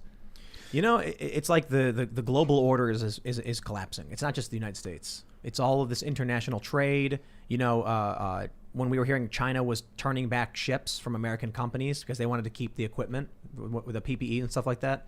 Just the whole system is like what's that? The collapsing. center cannot hold thing. I mean, we've all four of us lived in unprecedented times. We're still benefiting from the post-war boom from World War II. World War II blew up the manufacturing and the cities of pretty much almost every civilized nation. And coming out of it, United States, we didn't do it. So we built tons of factories, and then soldiers came back. We had this manufacturing base, and we're very difficult to invade, at least as a military, because where we're located. And we're armored to the teeth. Yeah. And so we're sort of basking in that. But times change. Technology, when the internet got invented, Fortress America went away. Because suddenly Russia, China, and Iran, anybody else who wanted to involve themselves in America could do so every single day. They could do it on the internet, and social media made it worse. It's not just talking about, Russia. I'm talking about RT. I'm talking about, Chinese media. Chinese have, Facebook won't allow itself to be based in China. Oh, we're not going to go in China. They got the great China, the great firewall of China. But meanwhile, Chinese media companies have 751 million followers on Facebook. Oh, yeah. 751 million followers, and pushing out pro-China propaganda. I don't see Facebook kicking them off. Yep. I don't see them restricting it because they don't dare mess with China, and not to mention the fact, of course, the money they're getting from the ad placement on those 751 million, users. Yeah. I was looking at Facebook followers, man, and these politicians will have like 600,000 followers, 300,000 followers, people I've never really even heard of or just starting to hear of. That could be a good thing that they're becoming famous, but they're not really that special of people. Like they don't strike me as like exceptionally talented or intelligent. Maybe intelligent, but they put them, so they ran for that position. They won the popularity contest, and now they're super, like 27-year-old people have hundreds of thousands of followers that will never leave, like for the rest of their life. Those people know who they are. And it's disturbing. It's disturbing that a politician might make a life out of it. That is not tenable. We live in a narcissistic culture, and we've exported it now to the whole world. To sell out your ethics to get reelected is like, it brought us to where we're at right now, I think. Well, it's not just reelected; it's get famous. I mean, it's what happened with Swalwell. Okay, if you're not a especially famous congressman, and some hot young girl wants to, I'll use the air quotes again, euphemistically date you, and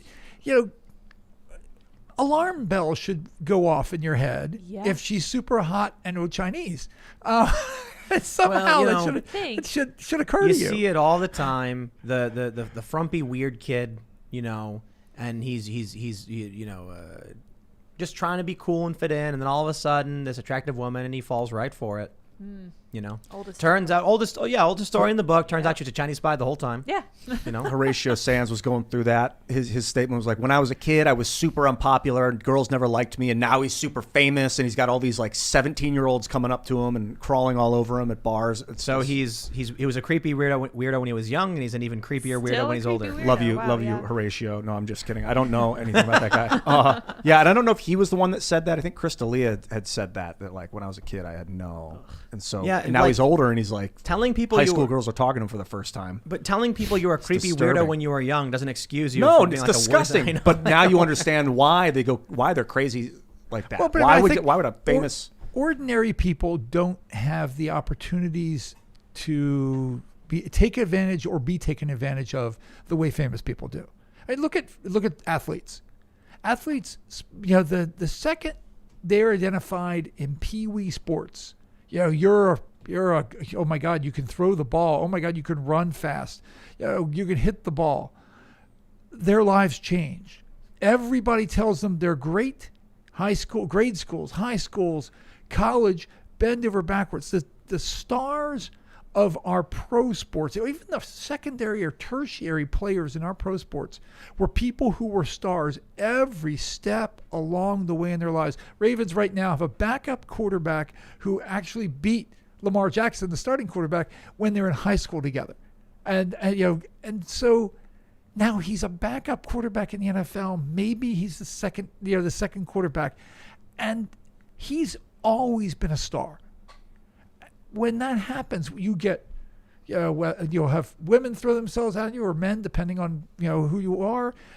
Financial opportunities. Everybody thinks everything you say and do is perfect. This is what happens to politicians. Politicians get used to yes people. Nobody. One of the worst problems of DC is nobody will tell nobody will tell the boss, hey boss, that's a really stupid idea. And so it becomes a culture. Every time I hire people, I have to sit down and try to explain to them, yes, you're allowed to tell me I'm wrong. Matter of fact, you're encouraged to do it because sometimes I'm an idiot.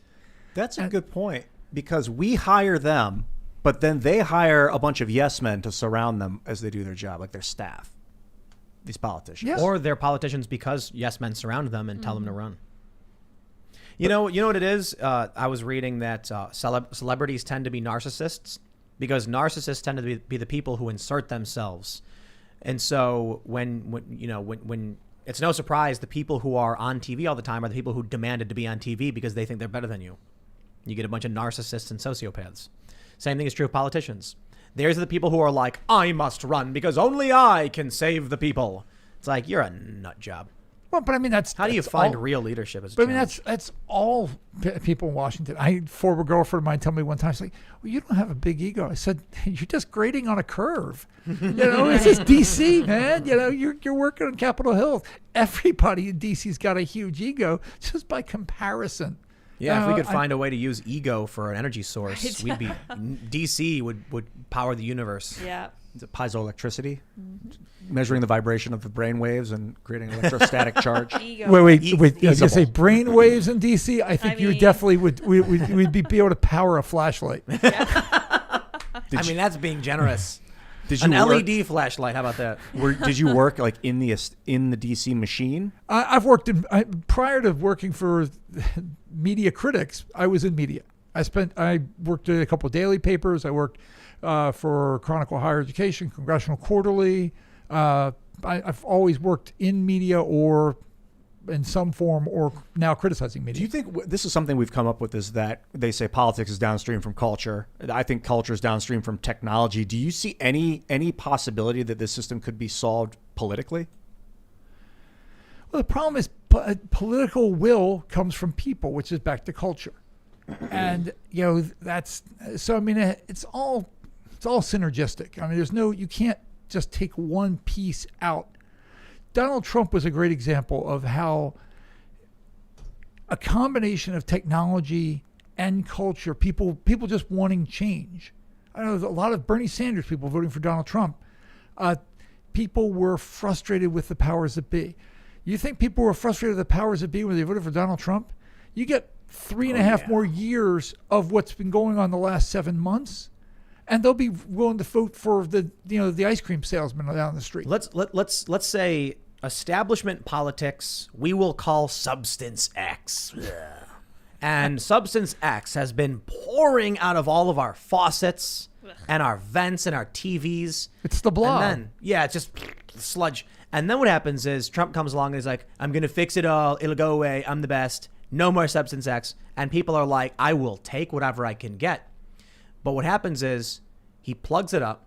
It starts backing up in the pipes. And now Biden is like ultra concentrated Substance X. It's like it builds up and then Trump holds it back for a few years and then boom, it comes out and you get everything that people hated about establishment politics going back for decades. Biden is and with along with the media, like a hyper concentrated version of it. Well, it's not just Biden. It's particularly it's along with the media. Right. Whether how much Biden is doing this self, it's certainly the establishment that's running DC right now is, the back of the woke politics, the woke, stuff in school, critical race theory, which is just racism. All of this stuff is so overwhelming now that it's intended to overwhelm you. It's intended to make you lose hope. It's intended to make you give up and just accept it. We're living through a cultural revolution. So yes, culture. So all that stuff is still downstream from culture, but the difference is culture is now hyper-powered with technology that it's never seen before. China is doing a good job of mastering it, or at least riding the Fenris wolf, and not having it eat them. Boy, that would be my dorkiest reference for the evening. I think a lot about deep fakes because we're coming up on neural net and deep fakes. And like when we see a deep fake video of a guy getting his head cut off by a deep fake ISIS guy and a deep fake American, and we think it's real, and it might be a real fake person's face on, and then the country goes to war because of some deep faked false flag. Running Man, the map where they map the guy and they kill Arnold Schwarzenegger, and they just they map somebody's Arnold's face on somebody else. That's what deep fakes. And you know who's most scared of it? Politicians. Because they're afraid for the late hit where it shows politician X or substance X in a porno. Yeah. Someone tried making I remember there's a viral video of like the P tape, And they're like, it was clearly staged and fake with an awkward camera angle. But it's not even necessarily deep fakes. It's when they, you know how they do the what is it called when they make the that is a deep fake, I guess. When they just make a fake person. It's not a real person. Yeah. The face doesn't exist. It's like yeah.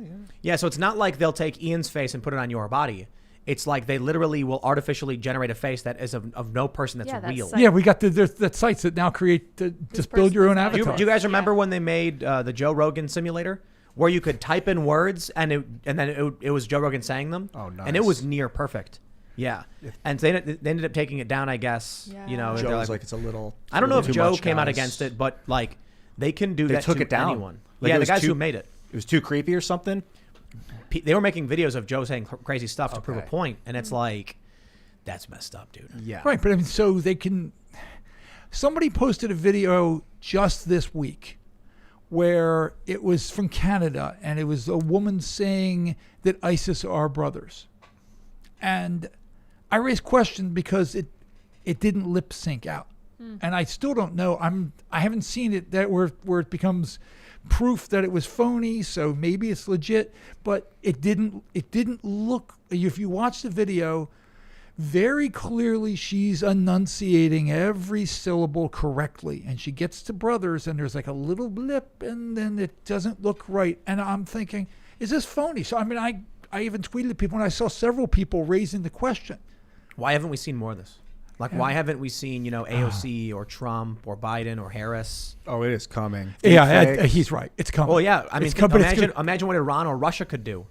Putting out a video of Biden, and it's just like deep faked in audio, and it's Biden saying something, and they wouldn't make it crazy like him saying something like a racial slur. It would be him saying something like, yeah, well, what was I supposed to do about these Marines anyway? You know what? We got more. or like that. literally saying F them. Just from a little, here's a tape, but the deep state. But see, you can't just do that because it's too. People will be like, F him. Like, there's no way Biden would say that. His son died of cancer and served. But I mean, I think a lot of politicians would say that. People, yeah. People would believe it. But I think if we saw a psyop, it wouldn't be that direct. It would be something like, yeah, well, we're sad to lose him, but we got more. Well, remember this, would- we're living in the psyop, and I don't mean like some sort of phony artificial thing. The whole goal of foreign governments is to put us against each other. Yeah. And we're living that every day. And I mean, the us them thing, we live the us them thing, and I'm probably a good part of that. Fighting that. But if you look, every single major issue now that's fought on Twitter, you run into the bot armies, and the bot armies make it look like, oh, there's a lot of support for this thing that no one cares. They're not necessarily bots. They're sock puppets. Yeah, sock puppet. But phony accounts or small accounts, and That's why you don't read replies. Don't read comments. Yeah, that's why. I mean, I look for real people. It's one guy. Like when you read your comments, Yeah. and you have like 10 comments where they're like, "You're ugly, you're fat, you're a loser." It's one guy. It's doing it. God speaking to Yeah. you through whatever. No. What's funny is when you delete the one and another one just picks up right where the one left off. Like, well, of course, it's the same person. They think you don't. Or when they accidentally use their socks without realizing it. Yeah. They forgot to switch their account over. Yeah, this is another 0 follower June 2021 account. Yeah. But nevertheless, politicians and business people don't understand this. Yep. Flat out don't. So when Tennessee went to constitutional carry for guns, God bless them, I saw some people responding to the governor saying, "Oh, thank you very much. This is great. We want." Next thing, the parade of the accounts, and you could tell some people who were on there didn't get what was happening, and that's truly unsophisticated. I mean, that's garbage, entry level, political maneuvering.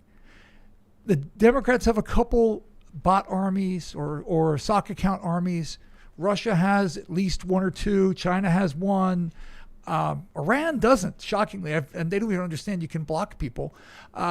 So they're very unsophisticated. But we've now discovered the Taliban is so sophisticated that even the media are speculating that they've hired a PR firm. I mean, this affects our politics every single day, and it's designed from foreign governments and even people in our country to pit us against one another. Yep. Let's go to Super Chats. If you haven't already, smash that like button, subscribe to this channel, share the show with your friends, and check out the Cast Castle because we have started ramping up production. We're getting almost daily vlogs out right now. And if you want to see the inner workings of what's happening here at the studio, it's a whole lot of just, I don't know, people are skating. We had a fog machine. You got a really cool facility here. You really do. And we started this show, the Cast Castle vlog, earlier this year, and now we've ramped up production. So we're getting to the groove, figuring things out. The other day I went down into the green room where we invite our guests, and it was full of smoke from the smoke machine. And we have like our guest Daniel Turner is like sitting there in a shroud of fog, and I'm like, what are these people doing Through the right now? mist. And they're so cool, and I'm like, guys, and they're like, oh, I'm like, get a fan. What are you doing? We have people coming in the house, but it's funny. Always an adventure. So, youtube.com/castcastle. Let's read some super chats. Smash that like button for Ian. If you smash that like button today, a sad Ian will be brightened by your contribution of 1 like. It's true. Thank you. Hell with Ian. Smash it for me. All right, smash it for Dane. Smash it for me so that you bring me back because this place is cool and I actually don't live all that far away. A sad old man. Oh, Yeah, wow. exactly. That's rude. Smash it for the creepy called old guy who's hanging out with people half his age on Friday night. Well, I don't know how old The are you. magic user. Yeah, exactly. How old are you? Old. Okay. You don't want to say? I don't want to say. Because I don't think Ian's old. I'm older. Ian's 50. 40. Ian's not Almost. 50. I'm almost. But I'm 42. I'm OG. You were quick to be like 40. Let's just go for OG and stick there. Yes, I like I'm that. 73. Great. Let's read some of these super chats. Harry Toe says, no Luke, we nuke. Ah, Yeah. do it. No Rutkowski, we Pukowski. Yeah, I like I that. saw that a couple days ago. If people aren't going to be sending loving messages to Luke every day to let him know, I mean, why would he come back? Yeah. And the new studio is around the corner, so we're going to have it much easier to accommodate more people. And that's going to be a whole lot of fun. Oh, I'm so excited. We just ordered a whole bunch of these LED light bars. So the whole top of the room is going to be lined by these LED bars. So and then there's going to be a halo above the table, so lighting will be perfectly I'm surprised you balanced. didn't go for the circular table though. To do the whole Knights of the Round Table Yeah, thing. that You would know? Oh, that'd be too Cool. difficult. You'd be sitting next to someone like 2 feet from you to like try and talk to him, Oh, So yeah. we have like, we can accommodate, I think, up to 8 people now. Yeah. Not that we'll do it because that would be a cacophony of voices. Yes. It'd be like Twitter. Yeah. Yeah. I mean, it's already hard enough with 4 or 5 people. Leave one seat just for bots. Yeah, seriously. We can get a Biden bot. Yeah. Like Just the randomly three- say, come on, Get that man. 360 camera on one of the seats so that you can watch and as if you're there. You can steal. No, the, we could do that. That'd be cool. you can Yeah. steal the animatronic Joe Biden because it really looks exactly like Joe Animatronic Biden Joe and Biden. talks exactly like Joe Biden because Yeah. he's animatronic. I want that thing. All right, let's read some more. We got It's Me saying it's Tom McDonald Friday. Dummies is out. Yeah. Saw Wow. that. There's so many excellent lines in Tom McDonald music that I'm just like, I like it. dude's a philosopher, man. I like listening to him. Yeah, Dummies is good. I haven't memorized the lyrics, but I remember sitting there being like, he's got it. Like, there's lines in that. You should check out Dummies, man. Tom McDonald kills Bars. it, dude. Yes. All right, let's see what we got here. Control-Alt-Delete says, I love Papa Joe. Take your sum and go back to sleep, sheeple. We are living in the times between 84 and Brave New World. Yeah. But at least All Brave right. New World was a satire. Ugh. Yeah, we're living in the real version. Yeah. I like Interesting. it. Chris says, couldn't find stream today. Had to come to channel directly to find it. Normally it's on my homepage. Figured y'all should know. I watch every night. Me too. Chris, thank you for seeking out the show. I will say that we were having weird hiccups where the show was cutting out, and our internet's perfect. And this is the only other time this has happened has been when we talked about China and censorship. Yep. So I wonder if they don't like you. know. That would shock me so much. Yeah. Let's see. I support free speech. I spend all my day like fighting idiots who want to censor stuff. Yeah, I'd be totally stunned. Yeah. I would hate Austin Schaefer with a very intelligent point that I didn't even consider. Tim, one way we have to one thing I assume you mean we have to possibly be ready for a forced vaccine coming from insurance companies for health insurance easily could be rejected on rates raised for health or life insurance if you do not have the vaccine. Yeah. Or what if they say access to Medicare and Medicaid, you have to be up to date with all of your shots. Well, they could simply say if you're going to get any government program. Oh gotta yeah. do it. Easy. Yep. Easy. I mean, is that wrong? Yes. To- It should. in order to get, so it's the question of if we are going to be paying you to take care of your medical ailments, like we as a community, but you aren't taking care of yourself. Why should we pay for it? Well, right? so then where do you draw the line? Do you, Well, that's okay, you're too fat. Right? Okay, Yeah, so you got to perfect. lose 20 pounds. Oh, wait, you're now, your skateboard activities, they're risky. Yep. You're going to hurt yourself. So you got to stop that. Let's see, you drive too much. You drive too fast. We got a speeding ticket. So we're going to take that. I mean, this is a genuine Twilight Zone episode where the guy I think he wanted to lose weight, and then they went after his cigarettes, and it's like, or vice versa. I can't remember which one it was. But I mean, they can, by that rationale, they can control everything you do. These doctors who say, oh, well, I'm not going to treat COVID patients who don't have the vaccine. Well, are you treating fat people? Are you treating, people who don't take care of themselves in any other way? That was my observation too, but I would make it the more analogous comparison between something like an STD, which you can spread to other people. AIDS. The 100% perfect comparison is AIDS. Where it was, you have to be compassionate. People are still living their lives. Well, then, the very people who said you got to be compassionate now want to say, I want to destroy you. I want to destroy your life. I don't like the idea of forcing people to do something. I've said this before. I've got the vaccine. I'm sure some people who are listening right now are freaked out or annoyed by that. It gave me 100% access to seeing my dad. Yes. My dad's in long-term care. And when you get the vaccine, the facility he's in, a lot of people died from COVID. My father actually had COVID and somehow beat it, even at 92. Tough. But when you've got the vaccine, I can get in to see him. And so, that's a risk I'll take any day. Do you mean based on regulations, or do you mean based on safety? Based on safety at that facility, because they had so many problems. All the facilities have had to rein things in because there has been so many seniors who are killed. You get one COVID case in a facility. These are the people who've got comorbidities and they're old and they're the most likely to have the problem. That's where Cuomo killed all Yes. those people. Yeah, Well, and that's not just, it. I mean, these not are the just people at Cuomo. risk. Now, one of the reasons why they want Cuomo to go away is there were 4 other Democratic governors who did the same thing. Yep. And you don't see that story anywhere. So I mean, but that said, I think the entirely rational approach is simply, okay, I chose my own health care. Perfect. Don't force me to choose my own health care. That's dictatorship. Well, I mean, forcing you to choose your own healthcare is right. You better pick what you want to do, or else. No, you better pick what we I'm want gonna you to do. That's what the left does all Right. the time. You better. It's like what's the family that's got all the kids? Or the Duggars. The Duggars. Okay, so the left will say, we believe that women's right to choose. Oh, women's right to choose. So, but then somebody goes and has a bunch of kids. They freak out. It's like, well, you chose poorly. Yeah. So we don't approve. Well, you ever see the South Park episode where they're having the election between a giant douche and a turd sandwich? And then I think it's like Stan says, I don't care about voting, and they'll get mad at him. And then finally he's like, you know what? Okay, I'm going to vote. And Kyle is all like, yes, vote for my guy. And then he sees that Stan voted for the other guy, and he's like, wait, what are you doing? No, don't vote for them. What are you doing? You're voting for the wrong person.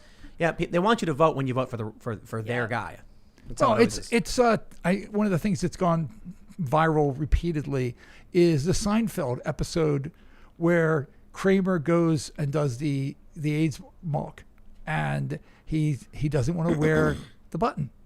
Doesn't want to wear, doesn't wear the AIDS flag. Right. Yeah. Doesn't want to wear the AIDS flag, and they beat him up. It's like, okay, well, wait a second. I'm walking. He clearly cared about the issue, but no. They were like, wear it. And he was like, no. This is America. I don't have to do it. And that's the thing. The more they push and it doesn't matter what the issue is. It doesn't matter whether it's COVID or censorship or anything. The more government, media, business coordinate and say, this is what you must do, the more there's a good chunk of the population that says, well, then that's, of course, not the thing I want to do. Especially against resistance that's already formed. If there was no resistance and it was an obvious problem, most people, I think, could get down with self-mandation. Like, I bring this up. If people were falling down on the street, stumbling over and bleeding out of their face from this thing, I would not have a problem with the government being like, look, we're not going to take 60% of our population die to this thing. Well, I mean, that was smallpox back in the day. Yeah. Smallpox did like a really high death rate.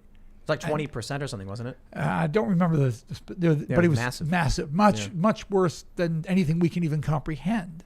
Let's read some more super chats. We got a couple people saying that we're being censored. Goldilocks Production says your stream no longer shows up on my front page recommendations, and it now continues to freeze when I have full bars of cellular data. Totally not suspicious, is it? And we also have full bars on our end, so this is an internal YouTube problem. Yeah, this is interesting. Elizabeth Carmela, comedian, says, "Hey guys, I don't know if you guys ever used to watch that show House. House is awesome with Hugh Laurie. He used ivermectin many times in that show to treat his crazy cases. When I first heard the news talking about it, I already knew what it was because of that show. Interesting. I'll check that out. I wonder if they'll take those episodes down. Or wonder if they already have. Yeah, I'm curious Ultra Squash says, "Hey Tim, been watching since I was 13, 17 now. Thanks. Wow. You gotta inspire children, to be better people. And that's the goal, right? That's one of the reasons why we're doing the vlog, because we don't want to be overly political. We don't want to be overly negative. We want to put resources into doing things that are fun and exciting and inspirational and positive, and we want people to respect freedom and individuality. So I was gonna say I got the leap on this because I've followed you for 10 years, because I go all the way back to Occupy days. Wow. Which is 10th anniversary coming up next month. Oh, nice. That's right. Yeah, 17th. All right, let's see. Jay says, "Do you have any recommendations for new people to learn Linux programming? I'm looking into a career change. I want to try this." Oh, you want to learn to code? Ian. But if you post that on YouTube, you can get banned. Yeah, you'll get banned. Yeah.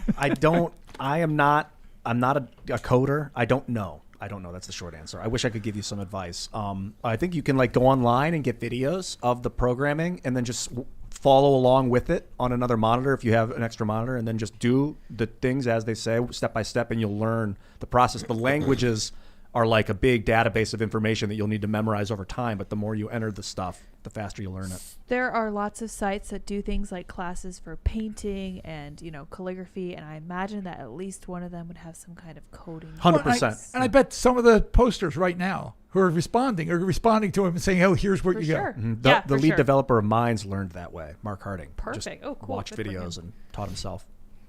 All right. Sakantia says, "Hey there, Tim. Have you heard of a little shop called 50 Skate Shop? A certain operator named after a round breakfast pastry. Also, have you ever watched The Clone Wars, Rebels, or Bad Batch? Loving the members-only segments. I have not watched any of those shows, and I don't know the skate shop. Sorry." David Fry with the $1 super chat. Thank you so much for your support. Thanks, all David. the super chats. We love them. X asks, "So did you sue the fact checkers on Facebook?" So for me, in my case, I didn't actually post the thing that was checked. And so the challenge is, it was someone screenshotting a tweet of mine, but it wasn't content that was of mine. It wasn't negatively impacting a page, so there's no damages. It's just them lying. And so the challenge with defamation cases, you got to prove damages. Well, and also you've got to have an army of lawyers. I mean, Facebook can rain money like they're going to a strip club, and you've got to be able to pay up for that. And it's hard to do. It really is. Oh, this is important. Little Tails Farm says, "Tim, our chickens hatch tomorrow, and we will be filming it on our YouTube channel for everyone to see. Also, we bought a huge mini house shed converting into our version of Chicken City. Love the show." Nice. Ooh. We have probably the worst possible time to be doing this. Well, actually, I mean, maybe Little Tails, I don't know. You know better than I do. We have 12 eggs in the incubator now, and they're going to hatch in about a week, just shy of 2 weeks. They're not going to be able to go outside. It's going to be cold, so we're going to have to keep them inside or build something for them, I guess. Yeah. We have 3 babies right now. They're 2 weeks old officially, and so they're running around and they're doing chicken stuff. It's a big house. Yeah, we got we just had to so they were in the brooder box for a little while. But now they're getting too big and they're getting cramped. So now we set up an even bigger space. It's like a guinea pig playpen area thing or whatever. It's like a cage. And so now they can run around and do their chicken thing, and they poop where they walk, and then they try to eat it. It's awful. Yep. They're chickens. That's what Brilliant they do. creatures. Did you see Chris playing with the one on the vlog? Yeah, And they didn't want to go back in the cage. They try to jump out. You put your hand in, they'll jump on your hand. Super. And then they'll try and climb up your arm. That's awesome. Well, because they want to get out. They want to run around and do chicken stuff. You know what I mean? We should make it like a big area for them to play in if we can. Just They when don't. they're Well, young. right now they're really small. They don't need that big of an area. I bet they would love it. But the previous chicken family, for Chicken City, they have the whole farm area, and they roll around in the dirt all day, and it's really funny. Just make sure you protect them from aerial attack. Yes. My niece has chickens, and they noticed a couple of chickens disappeared, and then they realized they had a hawk in the neighborhood, and then they had to build a roof on their. We have a roof. The whole area because the chickens were going out, and Yeah, we have a roof on one part of it right now. The actual coop is sealed. Like but double I layers. mean when they go out, Yeah. they were getting hawked. Yeah. It was like Hawk the Slayer for another movie reference for people Not cool. don't remember. I don't want to wait around and then one day be like, one of them got one of the chickens. I wonder if we can. Yeah, because they all have names. We named them all. You know what I mean? Well, then you definitely got Yeah. to deal with that. I had a hawk in my neighbor. I live in suburbia. I had a hawk in my neighborhood, and then when it went away, the dynamic of birds, the birds overbred in my area and went kind of nuts. Interesting. It's like I wanted the hawk to come back because the you birds need were them. like flying into my house windows and stuff like that for a little while. Wow. Come on. weird. All right, this is great. Stephen Heinold says, Tim, why do you always mention Dubuque, Iowa in your analogies? Did something nefarious happen to you there? And you're dropping hints for us to solve your secret like a large Timcast Easter egg? It's true. Buried. Did you Proper coordinates. Did you hang a flag up in Dubuque and they were waiting for everybody on the internet to figure out where it is? It's because Dubuque is the perfect not big city. So random. So it's like, if you said like, oh, in New York something happened, it's like, no. When you want to mention like Middle America, like Dubuque, Iowa, man. I'm looking it up right now. I Yeah, guess there you it could say is. Omaha. Almost. I've been to Omaha before. It's awesome. There's a lot of Great burger. corn. Oh, population's In that area. 57,800. There you go. Salute. That's what I'm saying. It's Yeah. perfect little middle American town. Kind of my hometown. Nobody gets the aquarium. salute reference. Everybody, nobody watched Hee Haw. Nope. It's too lost. Jordan says, Tim, the point Dorsey is making is valid. Yes, it's censorship, but at the same time, it can be dangerous for millions of people using social media to organize against the government. It is a threat, and he just called it out. What was that in reference to? Dorsey called what out? Is this what his Anatomy of the State I post? don't know. I mean, his post was, my assumption was it was informing people of Rothbard's writing, Definitely. which is calling the state parasitic. It was like he Yeah. was calling for help from inside the machine. That's right. That's what I thought it was. It's like you're looking at the screen and his hand is reaching out. I'm still here. I'm still Jack. Help me. Yeah, It's but, like but there is a huge gap between organizing against the state and causing an actual insurrection, sort of like Portland, as opposed to posting stuff about COVID where Twitter disagrees with you. That's kind of a significant difference. Yeah, I want to upgrade the United States, but sometimes that means twisting aspects of it that I'm afraid that if it gets too much censorship, that we won't even be able to discuss the things that we need to fix. Well, at 1,000,000,000% the point. If we can't even talk about the problems, if we can't even, the whole definition of the scientific freaking method is you come up with something and then other people get to challenge it in the normal society. Otherwise, what you've got is the Vatican from Copernicus's day. Oh, wait, you came up with science. Sorry, we have faith. And that's what this is. This is the people on Twitter. They've turned science into faith. Scientism. And you get the Washington Post. I love this. We did a study about the Washington Post. Washington Post is all the time, oh, well, you guys are not, focusing on the science. Washington Post last year devoted, by our calculation, the equivalent of 45 full pages to, drum roll please, astrology. Okay, Wow. so the sciencey people are devoting the equivalent size of an entire daily newspaper, big daily newspaper in the nation's capital, to astrology, which is bogus, and then turning around and calling people out for their daring to disagree with Fauci and such. Yikes. All right. Alex Aitken says, watch the video by Marine LTC Stuart Scheller. He talks about how people at the top need to be held accountable like the people at the bottom are. His video will end his 17-year career. Wow. Man, What is that? Stuart Scheller, Scheller. I'll check it out for sure. good for him. Yeah, definitely. We have a great super chat, but the message was retracted. Oh, no. No. Well, thank you anyway. Horace Seymour also mentioning Marine Lieutenant Colonel Stu Scheller, who was relieved of command in Afghanistan for speaking out about the Pentagon lack of planning. Bravo to him. Wow. Dang. Wow. All right, let's see. Steven says, I wouldn't be surprised if the Taliban sold the list of Americans Biden gave to them and ISIS got to the checkpoint with one of the names. Oh, wow. Yeah. Well, yeah, you're expecting the terrorist to be honorable, even if they don't all like ISIS, because they're, ISIS, now ISIS-K, which, by the way, is just like, some sort of made-up term that we're supposed to focus on. It stands for the Islamic State Khorasan, which is an ancient area of Afghanistan. Yeah, but I mean, so yes, there's been conflict between ISIS and Taliban, but are we supposed to trust that everybody got access to that list is, an honorable terrorist? Sure, no doubt. All right, let's see. Alex Kelman says, been watching since March 2020, also Timcast.com member. First super chat. Walt Disney World is requiring all cast members, employees, to get the jab by Halloween or be terminated. 76,000 people in Florida. Wow. Terminated, boy, that's just not the wording I would have used used if I was Disney. The mass resignation, the Great Resignation, they're calling it. This is going to be it's going to be absolutely exacerbated by the police now in Chicago are saying if you push this mandate, we're not going to show up for work. It's on you. So many people are going to just be like, nope. They said no what bout. were you going to say? No, I was going to say the truckers are the real. I mean, the truckers have said if you're gonna mess with us when we show up with goods. If you're going to say, you don't have the vax, we're not going to let you in or something like that, you're going to give us a hard time. Truckers said they're going to walk.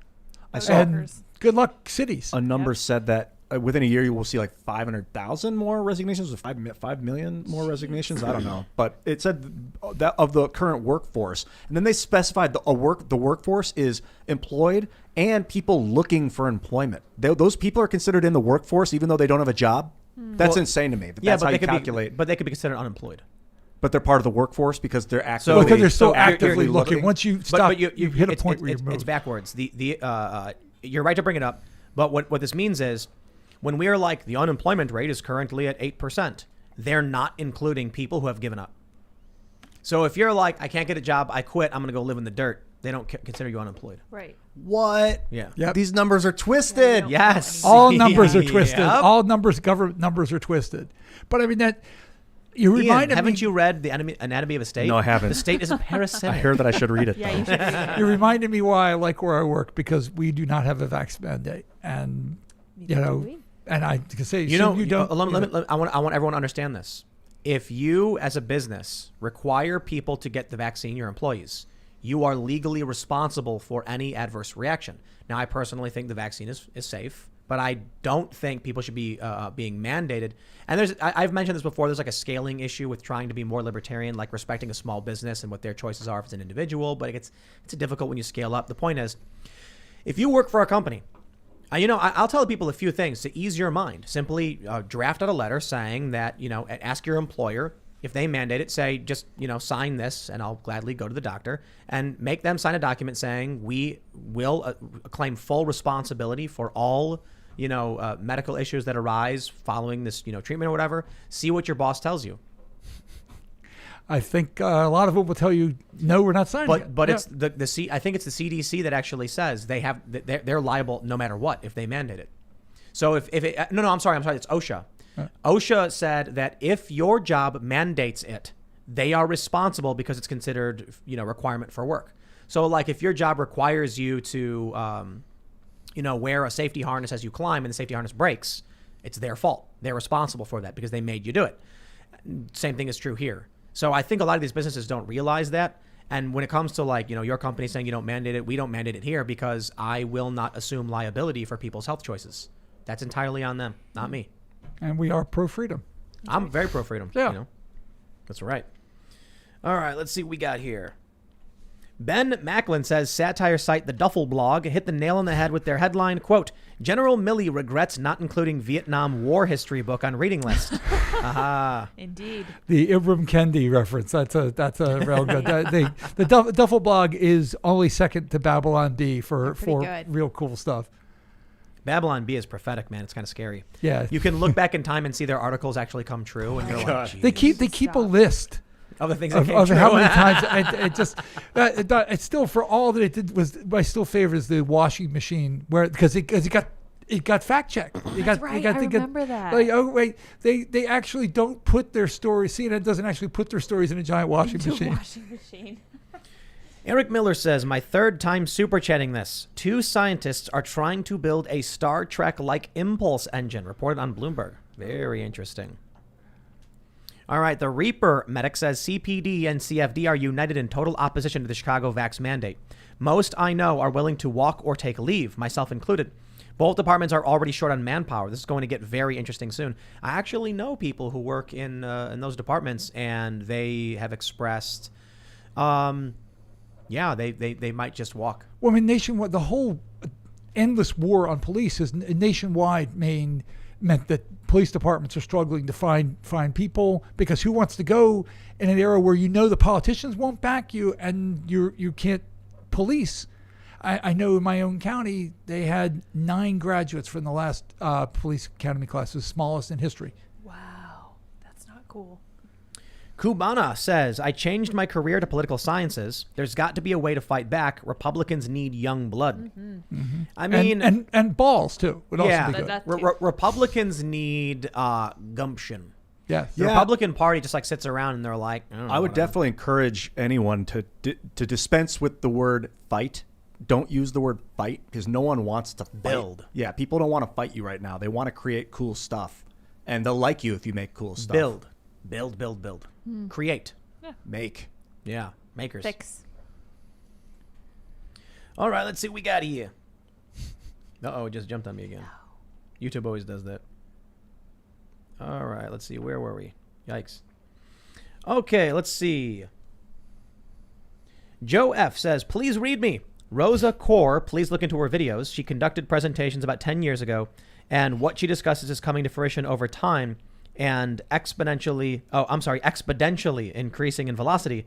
Green anything. Interesting. Exponentially, of course, is the Biden quote. He said exponentially. Yes. Oh my God. I thought it was a typo at first. I was going to say exponentially, and then I realized what they were doing with exponentially, and I was like, I had a really good super chat. Now it went. I can't see where it is now. Tina Collette says, Tim, I watch Cast Castle every day. Take this super chat and buy a hammer. Seeing your crew use pistols, bats, and other stuff makes me crazy and yell at the TV. That's funny. For some reason, when I was trying to open a box, they handed me one of these throwing axes. That was awesome. Why? It's like a going theme on the castle now. People open boxes with the throwing axes. Well, I was like going to say, but at least they didn't throw the throwing axe. It's very chill. I was like, does someone have like a knife I can open this box with? Like here, and I'm like, all right, it's an axe, I guess. Is a future episode you're going to be, on your skateboard throwing axe? That's a good that's idea. cool. Yeah, I like that. Jimmy Good idea. Quinto says, so when are you going to have an exclusive Alex Jones interview on your website so more can flock to it, LOL? We may have an announcement in the next few days about something that I think will break the internet. Yes. Alex Jones featuring a special guest. Oh, yes. I'm really excited. Alexander himself? Alex Jones and a special guest. And since I'm privy to this, I can people. I'm not part of this usual. I'm not going to say. I'm not part of the usual propaganda of like why you should watch. But I can just say he's right. It really will break the freaking internet. It will. Okay, It'll be hilarious. it's really a cool idea.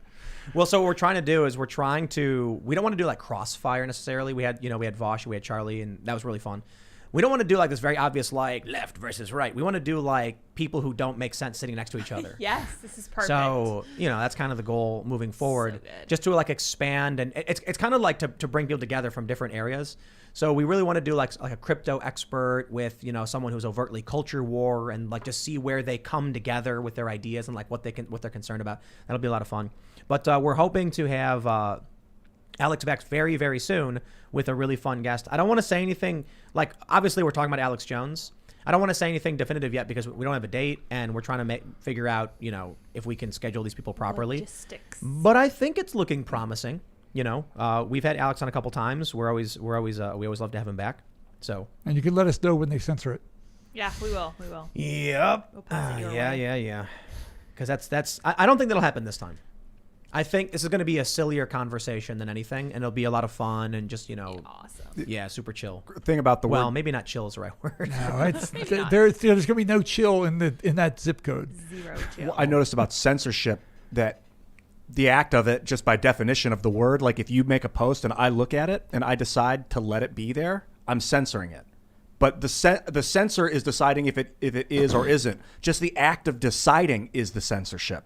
It's not the taking down of. So just having censors in place is like Yeah, That's censorship. having people who have the power to shut down your thought. You might like the Minds setup right now. It's a jury system where if something gets reported for violating terms, it goes to a random selection of users that have to vote if they think it was a violation, and then if agreed upon by the jury, then it's sent. Yeah, to so the that's admin. better than what they set up for Facebook. Is basically you have the mob, and if you get enough mob people, just click, then you get your post taken down. Right.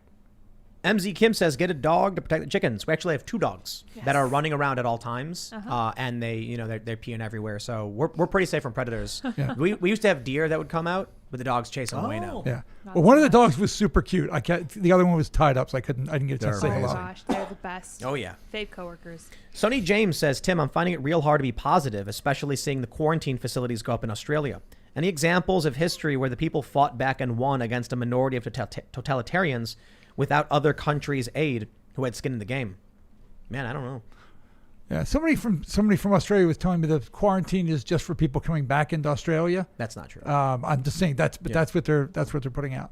So it's like, the camps are just for prisoners of war. Oh, the camps are just for people with typhus. Oh, the camps are just for the dissidents. Oh, the camps are just for people we don't like. What's funny is you mentioned camps. It's one of the big jerks on Twitter is George Takei, who grew up in one of the So camps ironic. built and put there by FDR, a Democrat, and he spends all his time bashing Republicans.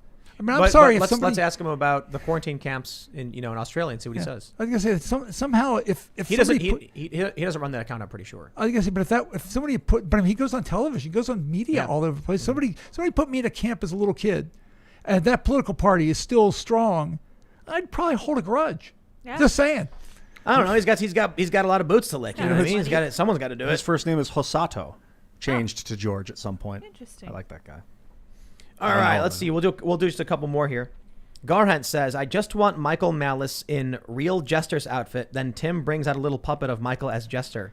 That is a really weird but good idea. That'd be hilarious. Great idea. Like having like a little puppet Michael Malice. A little. I thought you were going to have him stripped down into those underwears he sells. That's right. Yeah.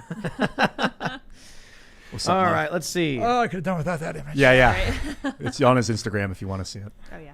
If you want to. Waffle Sensei says, Tim, good sir, when are you going to upload the original Alex Jones Michael Malice episode to the website? I don't know if we I do. We do I have it. still have it. I Oh, was we thinking can, about that then today. let's put it on Rumble. Yeah, it's on my laptop. Oh, okay, cool. Yeah. Because I know it is up on iTunes and stuff, isn't it? Yeah. Yeah. It is? The audio, I think. Oh, maybe not. No, I think No, it is. you had me take it down off the podcast platforms too. Did I really? Yeah, you did, because you're like, nope, take it down. I was like, okay, all right. We'll put it up right now. All right, we'll figure it out. Yeah. Yeah, there was a lot Friday of night there was a action. lot of confusion around that, and we didn't know exactly what was going on or why or We who was weren't coming after sure, us. yeah. But then we forgot about it, so we can Yep. put it up on the website right now. Yeah. Cool. All right, Struggling on YouTube says, inside info that CA Hospital is mandating the vaccine, yet informed employees that if they are COVID positive but asymptomatic to go ahead and come into work. It's not about health. It never was. Yikes, man.